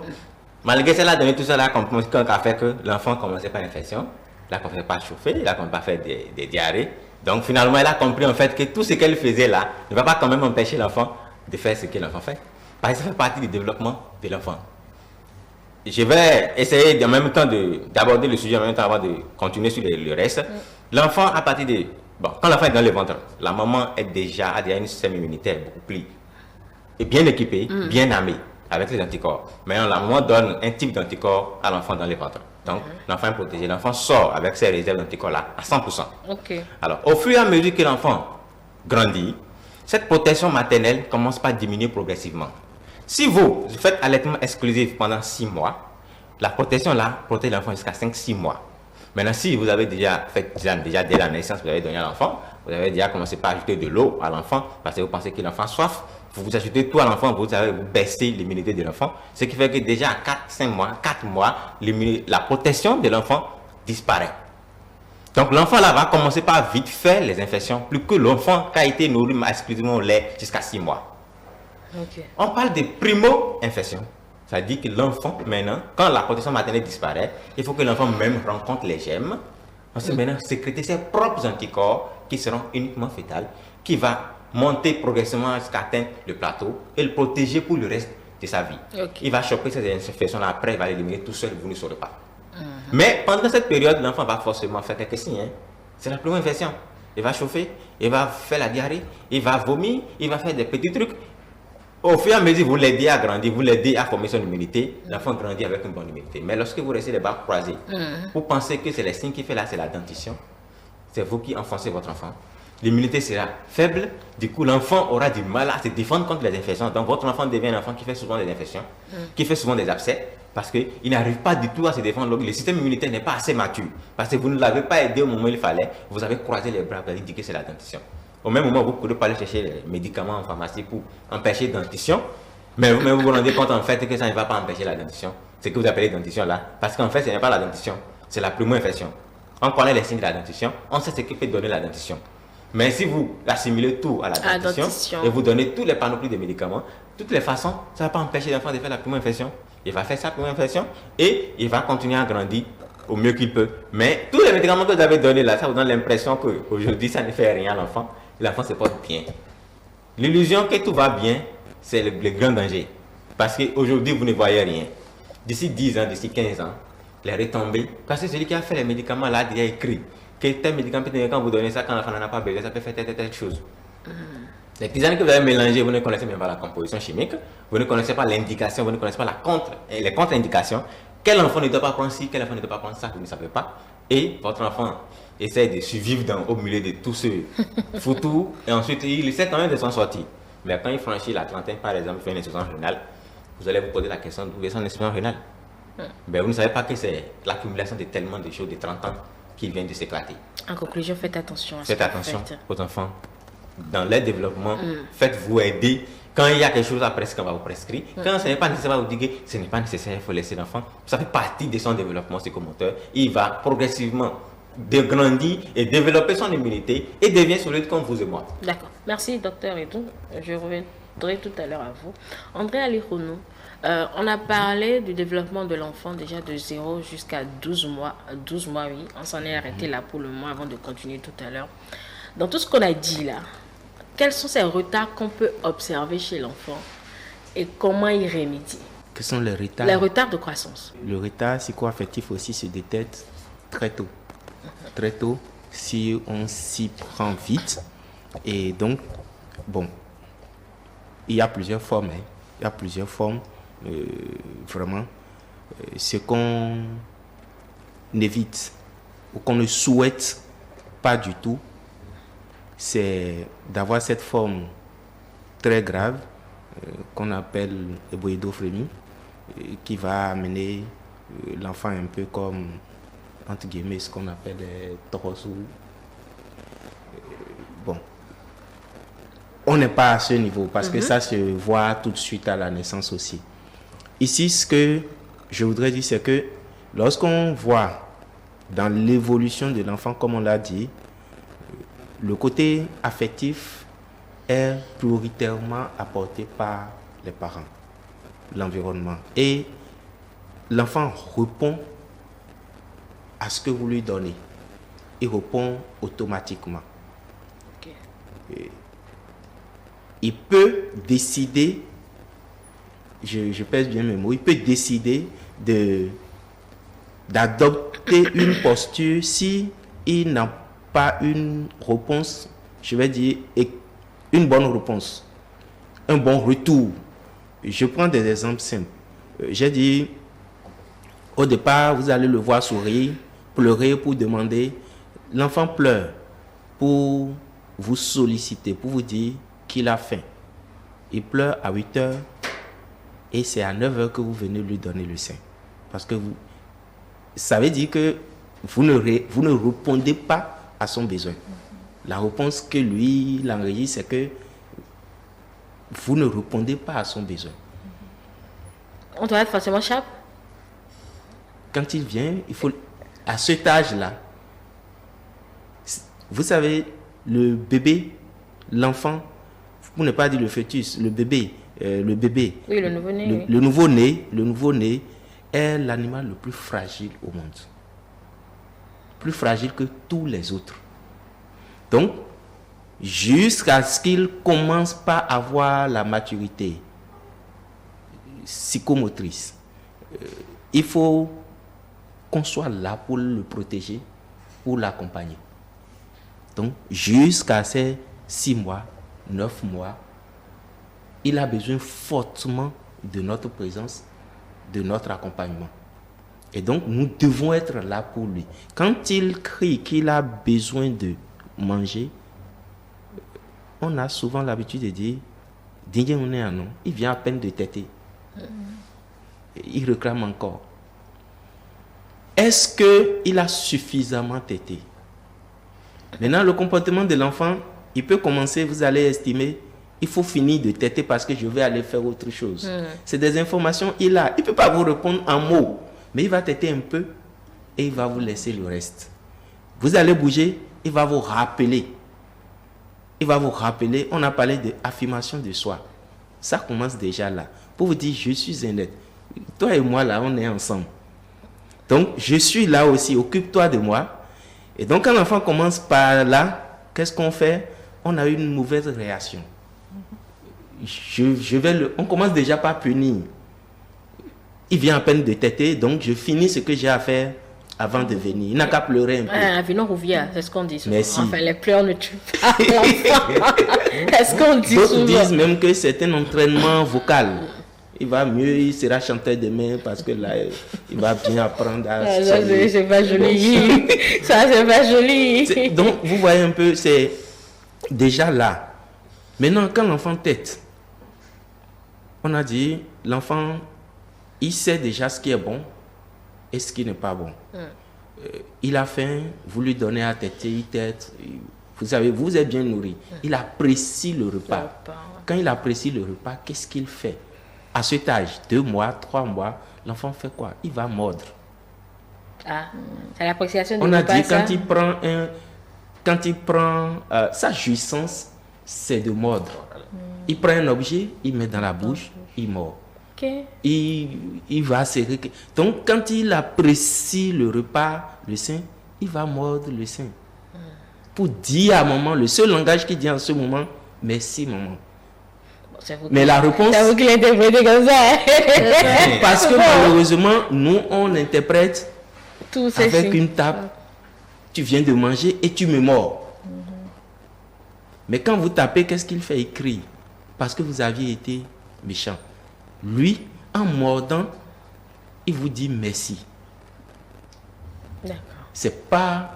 Maintenant, quand on lui donne un peu, il coupe. Vous savez, au bout de 3 ans, quand on va venir peut-être vers 3 ans, il va recommencer ce comportement, j'ai envie de dire, buccal. Il va le faire de façon anale. Ça veut dire quoi? C'est ce comportement d'affirmation de soi versus opposition là, il va le faire de façon anale. C'est-à-dire, il apprécie, il prend un peu, il vous fait revenir pour vous dire, fais attention à moi, et vous voulez rentrer dans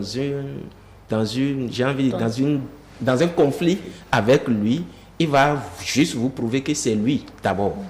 Et quand l'enfant est dans cet âge-là, on dit qu'il est dans un mode primitif. C'est-à-dire qu'il n'y a pas de logique de loi sociétale qui tienne dans sa conception, dans son monde. C'est lui et c'est lui. Donc c'est lui qui s'exprime. C'est le mode animal en fait. C'est la loi de la jungle.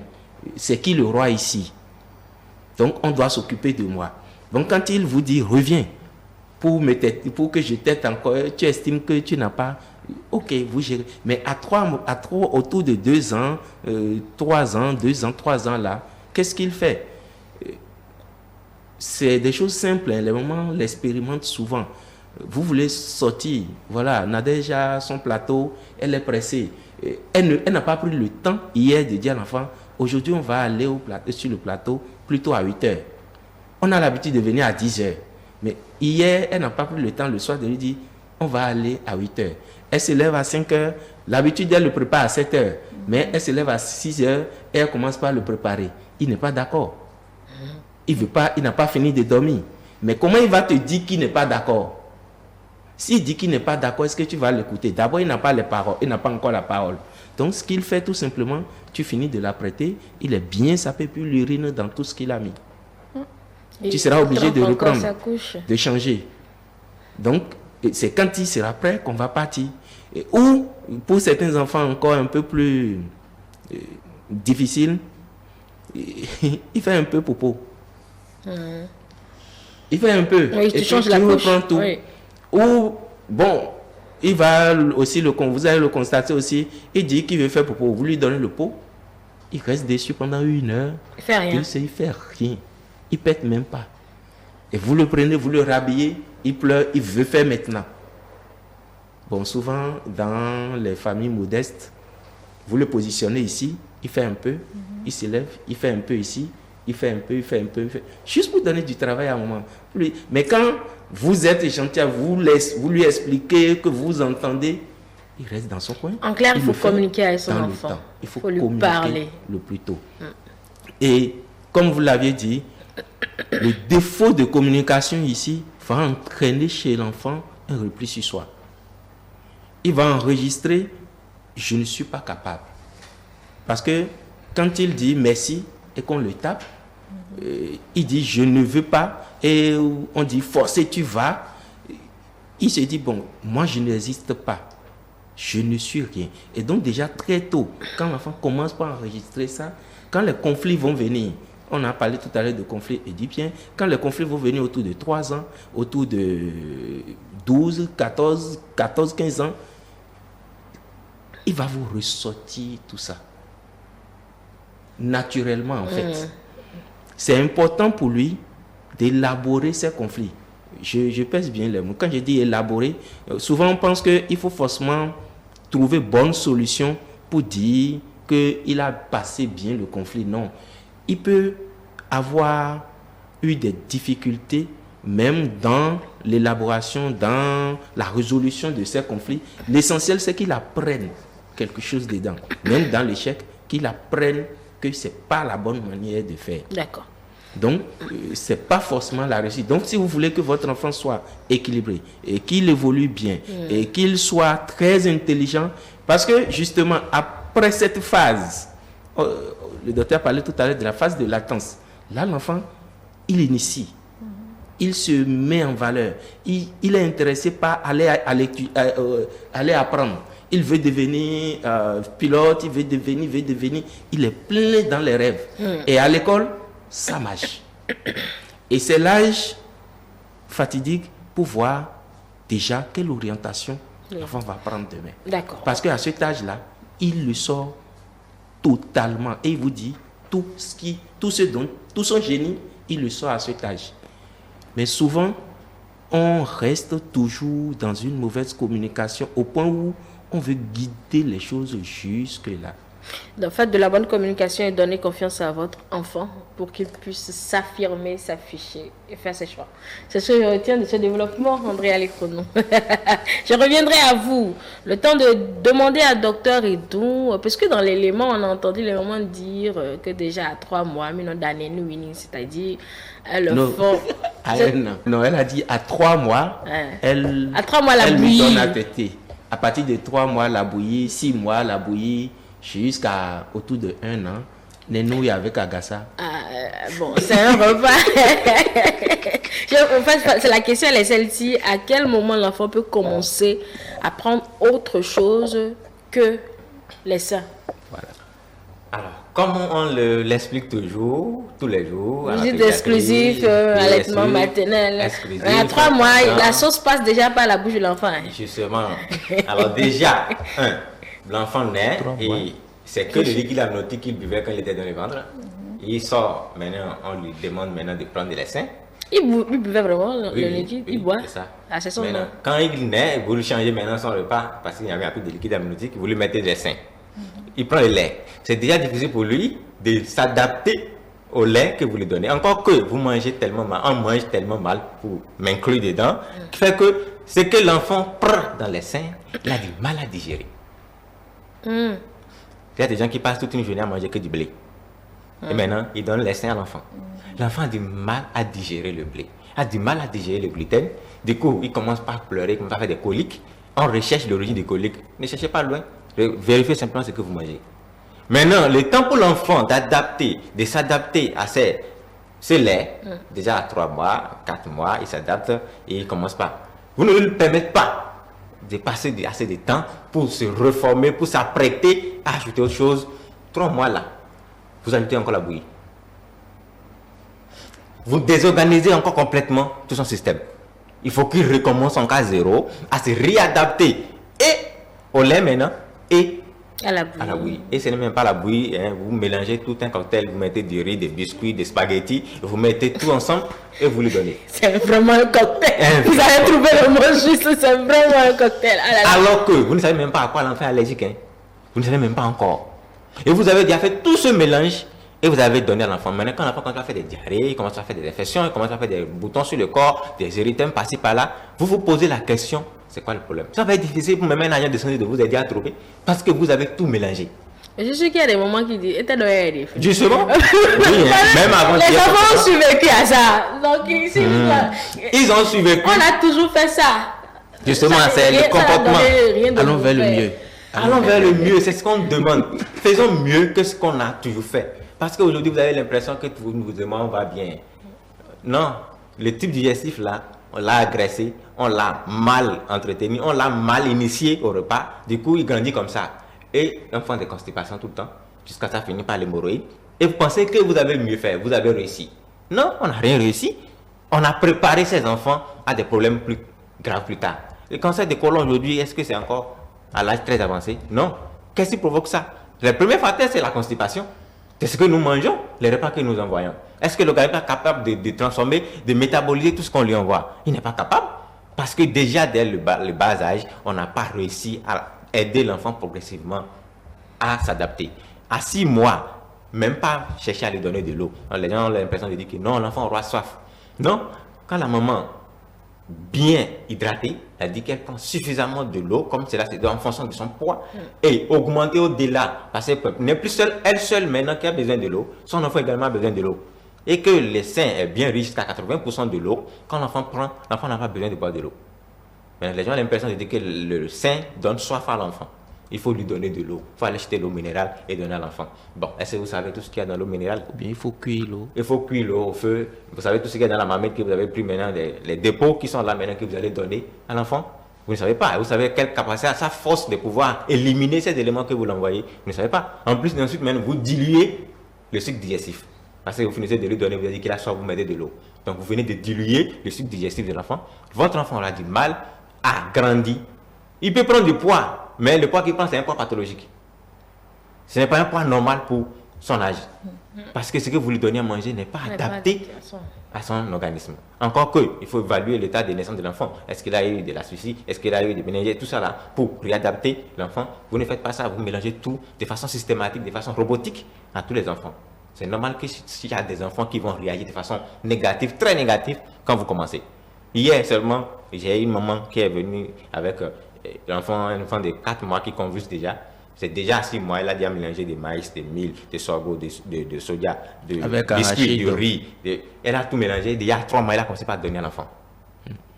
Pourtant, à la naissance, j'ai demandé si on ne vous a pas expliqué, on dit qu'on a expliqué que la belle-mère, elle a dit que l'enfant a faim, que les seins ne lui suffisaient pas. Du coup, c'est la belle-mère qui a fait le mélange et qu'ils ont commencé par donner à l'enfant. Maintenant, quand l'enfant commence à faire diarrhée, jusqu'à maintenant, il fait hypotonie, il fait une méningite actuelle, qui on va accuser? D'où vient les gemmes? On va commencer par se poser des questions. Tout ce que l'enfant avale, vous savez que la méningite peut partir simplement d'une diarrhée. Donc, c'est ce qu'on essaie d'expliquer, qu'on peut faire mieux. On peut éviter certaines choses aux enfants. C'est pour ça qu'on nous demande de faire très attention. Même à 6 mois, quand l'enfant, bon, on veut ajouter, on ne mélange pas tout d'un coup. Il faut associer les choses une à une pour voir comment l'enfant réagit par rapport à ça. Et non d'un coup, tout mélanger sur le coup et exposer l'enfant à ça.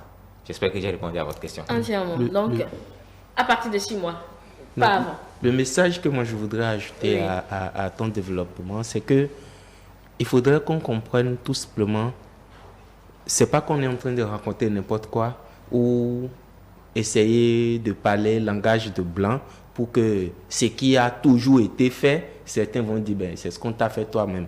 Ce qui a toujours été fait n'est pas... Non. Ici, il faut juste comprendre que on a dit l'homme est un animal le plus fragile à la naissance. Quand on se réfère à nos cultures, ce qu'on faisait, ou du moins qu'on a fait à nos parents, à nos grands-parents, la culture, si on regarde bien, on ne cumule, on n'enchaîne pas les choses comme ça. On donne le temps, l'organisme humain a besoin de plus de temps d'adaptation pour accepter le nouveau élément. Et c'est ça qu'il faut respecter ici. Donnez juste le temps à l'organisme de votre enfant d'accepter le premier élément. On commence par les seins. Est-ce qu'il a suffisamment... Quand il accepte et que c'est suffisamment intégré, qu'il commence par demander autre chose psychologiquement, lorsque vous introduisez, il prend. Sans problème. Mais s'il n'est pas prêt à accueillir un nouveau élément et que vous forcez l'entrée, ça devient un problème. Non seulement ça, mais l'organisme de l'enfant est en croissance. Et dans cette période très vulnérable, là, il ne faut pas qu'on l'oublie, c'est très, très, très vulnérable. Et donc, l'agresser avec les repas, avec les indications, les recettes, c'est vraiment rendre l'enfant malade, peut-être pas à court terme, peut-être même à long terme, plus tard, parce que ça va peut-être s'accumuler quelque part et quand un réactif va tomber dessus demain, ça va se réveiller. Donc, faisons en fait attention à ça, juste ça. Ne disons pas, bon, il raconte quoi. C'est que, même si vous voulez employer les vieilles méthodes de grand-mère, donnez le temps aux astuces. Vous voulez employer des anciennes astuces, donnez le temps à l'organisme de pouvoir les intégrer, de pouvoir les accepter et s'adapter vraiment à tout ça. Nadège. D'accord. Moi, j'ai une préoccupation déjà pour le docteur Edou. Edou. Fini arriver toujours pas. Voilà. Edou. Donc, pour le docteur Edou, oui. Je voudrais savoir, pour les moments en devenir, on a fait un développement, mais quelle est la périodicité pour déjà faire les consultations en pédiatrie? Ça, c'est ma première question. Ma seconde question, est-ce que entre la pédiatrie et le psychologue, est-ce qu'il y a une complémentarité? Est-ce qu'un travail se fait là? Merci pour la question. Comme je le disais dans le développement, vous voyez tous les âges à laquelle on dit qu'on évalue, c'est que tous ces âges-là, vous devez être à l'hôpital. Quand je dis qu'à 3 mois, quand je dis à 6 mois, quand je dis à 9 mois, quand je dis à 1 an, quand je dis à 15 mois, 18 mois, que je vais commencer par citer pêle-mêle, c'est que ces âges-là, vous devez être là où on évalue le développement de votre enfant. Oui, avec les psychologues, quand on voit qu'il y a quelque chose qui ne va pas, nous, on doit pouvoir référer chez le psychiatre, chez le psychologue. Maintenant, et c'est vrai, quand on dit le mot psychiatre, les gens pensent que est-ce que mon enfant est fou? Est devenu fou? Pédopsychiatre. Donc, non, c'est pas que l'enfant est fou, non, mais il y a des anomalies qu'on remarque que le pédopsychiatre est là maintenant. Il y en a déjà à l'OMEL, il y a des DS encore là qui sont en train de sortir. Du coup, il y a aujourd'hui beaucoup plus de personnel pour prendre en charge ces enfants-là en cas d'anomalie, surtout au niveau psychologique. Donc, d'abord, il faut passer à la pédiatrie médicale, qu'on évalue et qu'on remarque l'anomalie. Ensuite, on vous adresse maintenant aux spécialistes, que l'autre aussi est en train de vous aider, pendant que de façon somatique également, physique, nous aussi on est en train d'apporter pour nous, et que l'enfant retrouve satisfaction. Ce n'est pas une question de pédiatre seul, non. Il y a la chirurgie pédiatrique, il y a la pédopsychiatrie, et il y a également la pédiatrie médicale. Du coup, tout le monde apporte quelque chose. Aujourd'hui, il y a les dentistes qui sont spécialisés chez les enfants. Il y a les ORL également qui sont beaucoup plus côté des enfants. Du coup, aujourd'hui, on a beaucoup plus de la main pour gérer beaucoup de choses qui échappaient hier. Et on ne va pas aujourd'hui avoir tous ces éléments. Ensuite, on va laisser encore les enfants passer dans ce genre de situation, ça nous est un peu, on est un peu frustré. En tout cas, moi, je suis frustré. C'est pour ça que j'écris tous les jours que aujourd'hui, on ne peut pas se permettre à un enfant qui a pris simplement un piqûre d'un moustique et qui est devenu en train de faire paludisme et qu'on se retrouve à la maison que l'enfant meurt. Comme hier, les parents sont venus déposer l'enfant, il a disparu. 2 heures de temps après, il est revenu voir si l'enfant respire. Alors qu'au départ, avec 500, disons, même si on dit la constatation c'est 3000, avec 3000, on devait faire ordonnance paracétamol plus un médicament contre le palu, ton enfant est sur pied déjà. Mais tu as passé le temps d'aller faire un traitement traditionnel. Ensuite, maintenant, on t'a dit que c'est un blabla. Ensuite, on a essayé de traiter. Maintenant, quand le sang de l'enfant, il n'y en a plus, que l'enfant était en combat, on vous dit maintenant, bon, elle est à l'hôpital. D'accord. Mais c'est déjà trop tard. Le peu que vous aurez pu gérer pour sauver l'enfant, vous l'avez déjà tout dépensé. Du coup, vous venez maintenant croiser les bras, sauver mon enfant. Aujourd'hui, on n'a pas encore un système d'assurance aussi efficace pour tout gérer. Et après, vous allez payer. On a l'espoir qu'on va y arriver. Deuxième question, Nadège. Non, j'ai posé les 2 questions là. C'est déjà fini. Oui, c'est comme ça. D'accord. On va continuer avec le reste. Oui, au niveau du reste, bon, plus l'enfant grandit maintenant, ça va être variable. Déjà, 1 an et demi, l'enfant déjà peut marcher, il peut déjà faire des petits jeux de mots, petits raisonnements, petits intérêts au jeu, employer les mots je veux. Donc, ça, c'est déjà stade où l'enfant est déjà beaucoup plus conscient, beaucoup plus éveillé, et puis il réagit à tout ce qui l'entoure. Maintenant, en dehors de ça, déjà à 2 ans, l'enfant peut déjà faire des petits pas de course, il court un peu, monte les escaliers, il descend, il fait des petits coups de phrase, je vais ci, je vais ça, pourquoi ci, pourquoi ça. Là, quand les parents sont à l'écoute, quand il y a un problème, je suppose que l'enfant déjà fait son bon développement jusqu'à 18 mois, et qu'il se bloque là. Plus rien. Dans la parole, va commencer à s'inquiéter. Ah, c'est bizarre, il n'était pas comme ça, il n'était pas comme ça. Ah, il faut voir qu'est-ce qui ne va pas.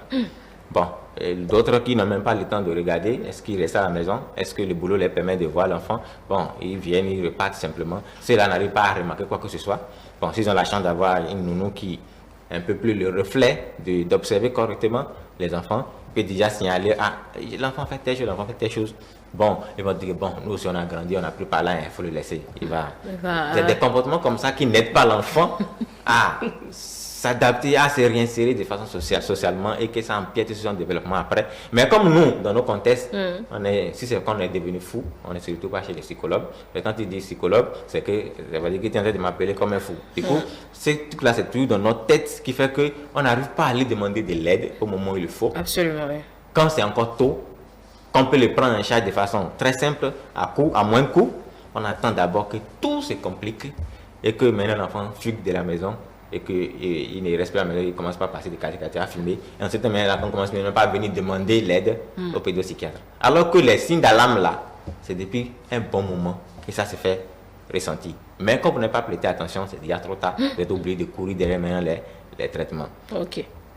Donc, ensuite, maintenant, à cette période, l'enfant reconnaît maintenant les différentes parties de son corps. Il va commencer par dire la tête, il sait que c'est le nez, il sait que... Et c'est là que l'enfant tente de voler progressivement vers la reconnaissance de ses organes génitaux. Donc, à ses 3 ans déjà, il peut déjà identifier que, ah, moi, j'ai tel sexe, papa a tel sexe, maman a tel sexe, un frère a tel sexe. Là, c'est là que naît maintenant les complexes de Oedipe. Stade là, les phalliques. Pardon? J'ai dit au stade phallique. Le complexe d'infériorité, c'est ça? Non, c'est là il reconnaît si c'est le garçon, j'ai quelque chose de plus que la fille. Et j'ai la même chose que papa, en plus petit. Et donc, voilà, ça commence déjà par là. Et déjà, là, le comportement, c'est que s'il a quelque chose de plus que la fille, comme papa, vous voyez déjà, non, déjà sur un piédestal par rapport à la fille. Même si, et vous allez le constater souvent dans des familles où il y a 2 grandes filles, et c'est le petit qui est garçon, 3 ans, et tout de suite, il commence par s'affumer, s'afficher. Il fait déjà le chef de famille. Il fait l'homme en fait. Juste parce qu'il vient de découvrir qu'il a quelque chose de plus. Et c'est déjà ce comportement. Et puis bon, voilà.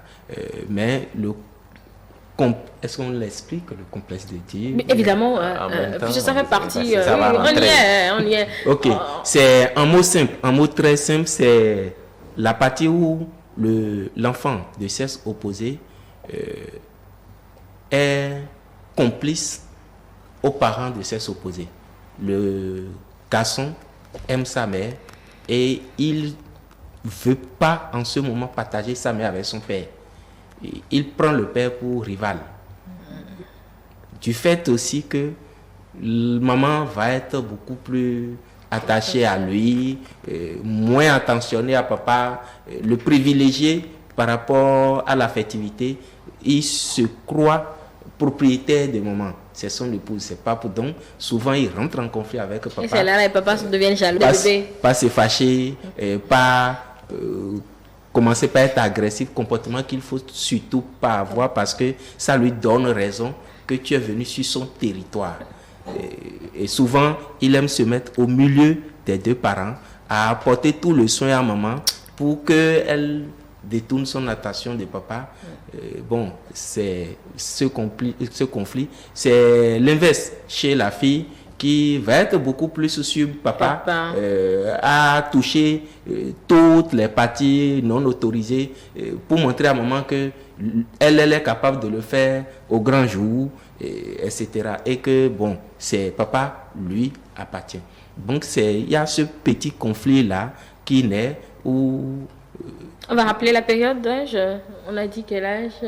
Autour de 3 ans. Autour déjà. De 3 ans. Vous allez le voir beaucoup plus attaché à...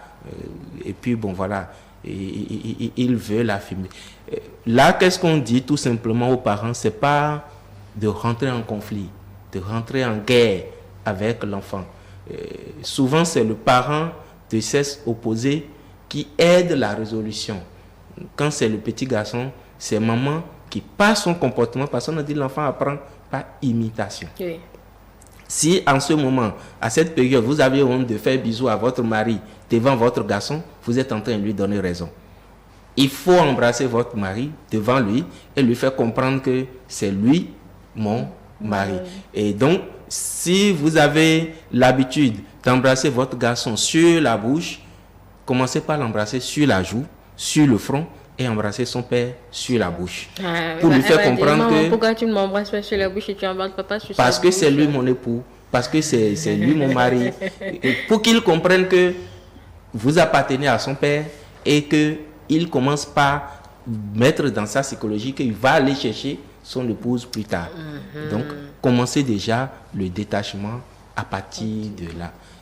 Quand c'est la petite fille, c'est à papa de faire plus attention à la mère et montrer à la fille que oui, tu es ma fille, je t'aime bien, mais c'est maman qui est mon épouse, je ne suis pas ton époux. Pour qu'elle commence pas déjà à comprendre, c'est-à-dire tout simplement à cet âge, commencez déjà par ne plus vous laver devant votre fille, ne plus vous déshabiller devant votre fille, commencez déjà par lui dire c'est la chambre des parents, etc.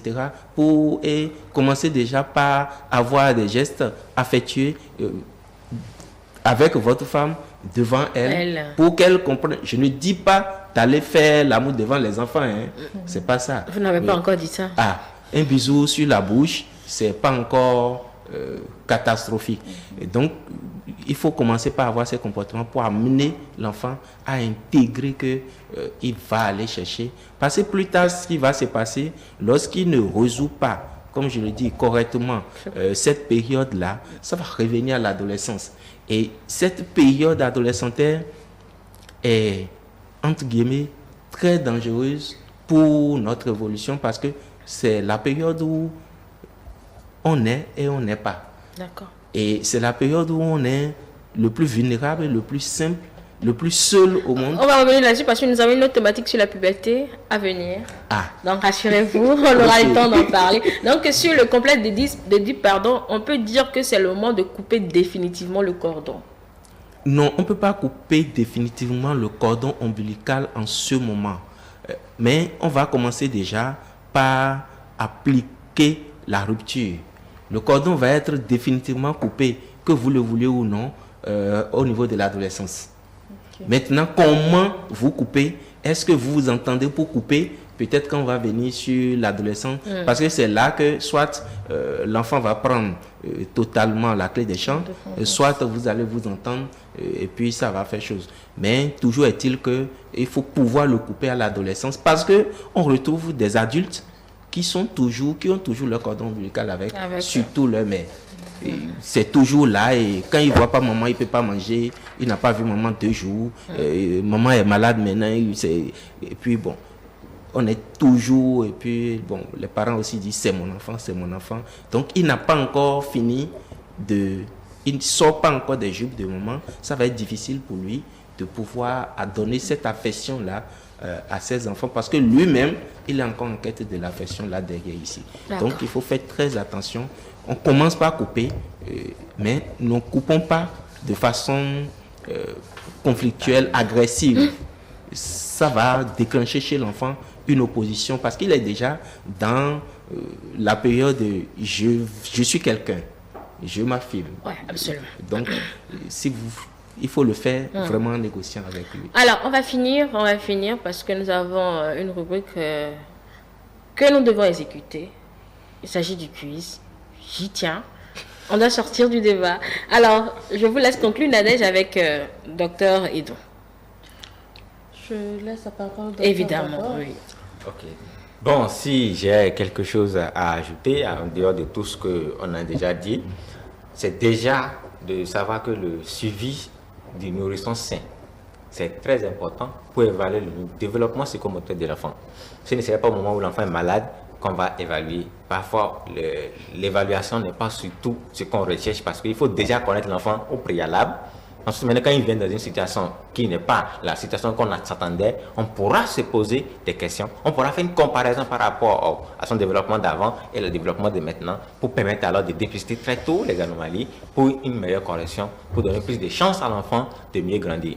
Notre objectif, c'est de faire mieux à nos enfants, d'assurer un avenir plus meilleur à nos enfants que ce que nous on a la chance d'avoir. Parce que chaque époque avec ses chances, donc on est à une génération où les enfants peuvent avoir mieux de notre part. Apprenons juste à aller au-delà de ce qu'on a l'habitude de faire, de voir ce que c'est l'idéal, qu'est-ce qu'on peut en faire de plus pour l'enfant, pour l'aider à mieux grandir, à s'insérer socialement. Merci beaucoup, docteur Félicien Edou. Je pense qu'on a fait le tour. On a dit les différentes étapes pour la croissance de cet enfant. Donc, je pense que vous savez désormais à quoi faire attention si c'est que vous êtes nourrice, comment le nourrisson doit grandir, comment vous devez le nourrir, etc., etc. Si vous avez des éléments qui vous perturbent, il faut consulter. Il faut consulter toujours le médecin quand ça ne va pas ou quand vous constatez un retard. Nous avons donné des périodes et Dr Félicien a été précis. C'est pas doit. Il peut commencer par faire ci à telle période, peut commencer à faire ça à telle période. Maintenant, si vous constatez que la période est totalement passée, qu'il y a un excès, que vous ne voyez toujours rien, le plus tôt est toujours le mieux. Donc, n'oubliez pas de toujours vous référer au médecin quand ça ne va pas. Merci, chers spécialistes. Merci, Dr Edou. Merci, André. Merci, Nadège. Prochaine étape, le jeu. Aujourd'hui, sera spécial.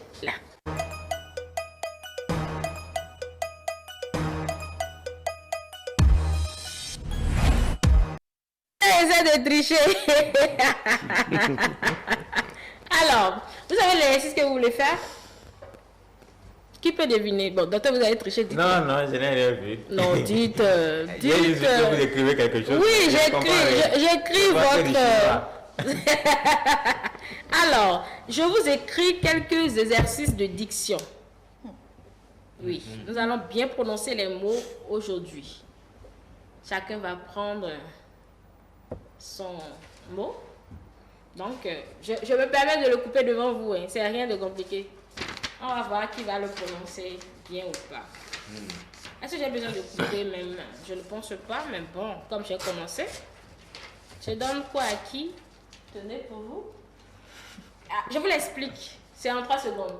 Vous devez le répéter rapidement, au plus. Vous devez le dire déjà 10 fois en 1 minute. D'abord, il faut que j'arrive à 10 fois en 1 minute. Non, j'ai essayé d'écrire gros pour que tout le monde. Chacun répète 10 fois. 10 fois en 1 minute. Et je vais chronométrer. 10 fois en 1 minute. 10 fois en 1 minute. Et c'est rapide. Hein. On a dit exercice d'édition, donc c'est pour bien prononcer les mots. C'est pour ça que je vous donne ça à l'avance pour que vous ayez le temps de faire la mise en bouche. Aujourd'hui, on est avec... Amusez-vous avec nous, oui. Pas plus mademoiselle Angèle, mais avec le professeur Angèle. Non, l'exercice, il est important parce que des fois, on n'arrive pas à prononcer certains mots à l'antenne. Donc, du coup, pour ne plus être désagréable à vos oreilles, on va faire attention à ce que nous disons. On commence par qui? Commence par toi. Pas moi. D'accord, c'est moi je joue aujourd'hui. Je joue aujourd'hui. Je joue aujourd'hui. Alors, voici moi mon exercice. Si la vache arrache un mâche, sache que ça gâche la mâche. Je dois dire ça 10 fois. C'était la même chose. Non, c'est pas la même chose. Vous avez chacun un exercice. Pourquoi ces chaussettes-là, tu m'as donné? Bon, c'est ce que les gens préférés. Alors, 10 secondes.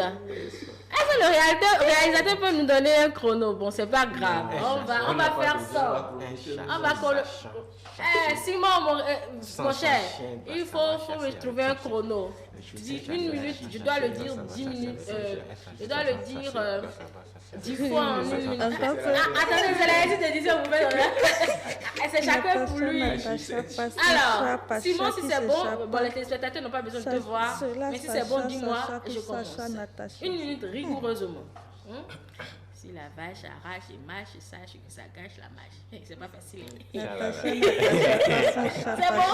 Allez, je dois le dire 10 fois. Si c'est 1 minute, je ne peux finir pas les 10 fois, tu m'arrêtes. On y va. Si la vache arrache et mâche, sache que ça gâche la mâche. Si la vache arrache et mâche, sache que ça gâche la mâche. Si la vache arrache et mâche, sache que la... Si la vache arrache et mâche, sache que ça gâche la mâche. Si la vache arrache et mâche, sache que la gâche. C'est ça. Si la mâche arrache et mâche, sache que ça gâche la mâche. Si la vache arrache et mâche, sache que ça gâche la mâche. Si la vache arrache et mâche... Bon, d'accord, j'ai échoué. C'est bon? Depuis le début. Oui. L'écriture, vous la verrez pour que vous-même vous puissiez vous exercer à l'antenne. Vous allez voir ça tout de suite. Si la vache arrache et mâche, sache que ça gâche la mâche. J'ai échoué. Je donne ma langue au chat, c'est bon. Allez, André, on y va. Je te suis alors en échouant. André, on y va. Les chaussettes de l'archiduchesse sont-elles sèches? Archi sèches. Les chaussettes de l'archiduchesse sont-elles sèches? Archi sèches. André, non. Ça fait 3 fois. Bon, d'accord, je vais prononcer la phrase. Attendez, non, vous n'avez même pas encore réussi une seule fois. Si. Non, attendez, d'accord, je vais prononcer la phrase. Les chaussettes, hey, Dieu. Les chaussettes de l'archiduchesse sont-elles sèches? Archichesse. Non. C'est difficile quand même. Hein? Les chaussettes de l'archiduchesse sont-elles sèches? Archi-sèches. Voilà. Allez. C'est ce que j'ai dit. On recommence. Oui, on recommence. Allez. Évite. Les chaussettes de l'archiduchesse sont-elles sèches? Archi-sèches. Les chaussettes de l'archiduchesse sont-elles sèches?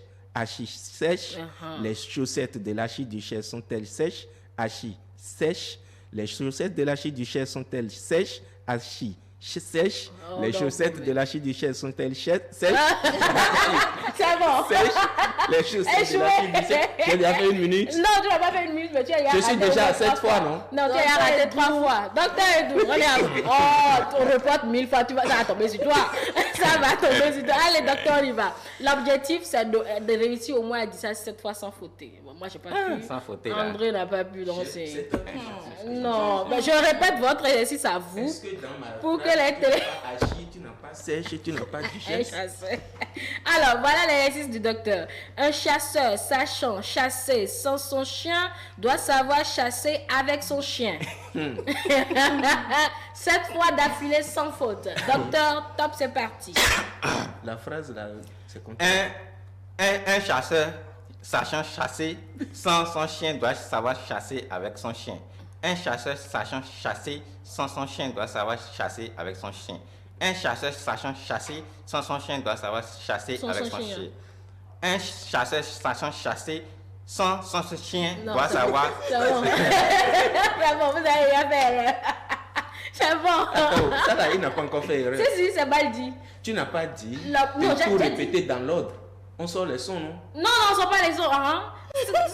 On dit dans les éditions, il faut bien prononcer. En fait, l'objectif, c'est de la bonne prononciation rapide pour qu'on soit bien audible. Donc, quand il a sachant, sacher, chasser, ça va chercher. Ça va chercher. Sachant, chasser. Nadège, voici ta phrase à toi. Natacha, pas son chat, Pacha qui s'échappa, cela fâcha Sacha, qui chassa Natacha. Vous aussi. Non, moi je l'ai dit. J'aime bien cet exercice. Natacha, pas son chat, Pacha qui s'échappa, cela fâcha Sacha, qui chassa Natacha. La totale. Aïe. Natacha, pas son chat, Pacha qui s'échappa, cela fâcha Sacha, qui chassa Natacha. Ah, elle nous a trouvé le chrono. C'est pas, Natacha, pas son chat, Pacha qui s'échappa, Chacha, Pacha. Bravo, toi tu es forte. Non, reprends s'il te plaît. C'est bon. Elle a joué même depuis. C'est quoi ça? Bon, laissez-la. Natacha, pas son chat, Pacha qui s'échappa, s'échappa, Facha, Chacha qui chacha Natacha. Ça là, il va venir à 3 minutes. Non, mais moi j'aime bien ton exercice, il est facile. Natacha, pas son chat, Pacha qui s'échappa, cela Pacha, Sacha, qui chassa Natacha. Mais c'est ce que je dis. Non, écoute bien ce que tu dis. Natacha, pas son chat, Pacha qui s'échappa. Non, c'est s'échappa. S'échappa, ouais, non. S'échappa. Ok, Natacha, pas son chat. Pacha qui s'échappa. C'est ça, on dit, tu ne dis pas s'échappa, ou bien c'est moi, j'entends mal. Elle dit s'échappa. Vas-y, ok. Qui s'échappa, cela fâcha Sacha, qui chassa Natacha. Répète encore, 10 fois. Natacha, pas son chat, Pacha qui s'échappa, cela fâcha Sacha, qui chassa Natacha. Donc vous expliquez qu'elle dit ce que je dis. Bon, c'est bon. Non, quel jeu. C'est un exercice de 10. Bon, on va reprendre encore une dernière fois. Chacun reprend sa liste et puis on sort de cela. C'est juste un exercice pour vous faire rire et vraiment prononcer bien les mots. Alors, voici ce que moi j'avais. Si la vache arracha et mâche, sache que ça gâche la mâche. Les chaussettes de l'archiduchesse sont-elles sèches? Sèche. Un chasseur sachant chasser sans son chien doit savoir chasser avec son chien. Natacha, pas son chat, Pacha qui s'échappa, cela fâcha Chacha, qui chassa Natacha. Elle nous a chassé. Elle nous a chassé. Allez, merci beaucoup d'avoir pris du plaisir à nous suivre. Non, vous n'avez pas chassé. Merci à vous de vous être prêtés à l'exercice. Merci à toute l'équipe. Allez, on va vous souhaiter de passer une très belle journée en compagnie du reste de nos programmes et on va se retrouver demain, si Dieu le veut. À demain. Bye.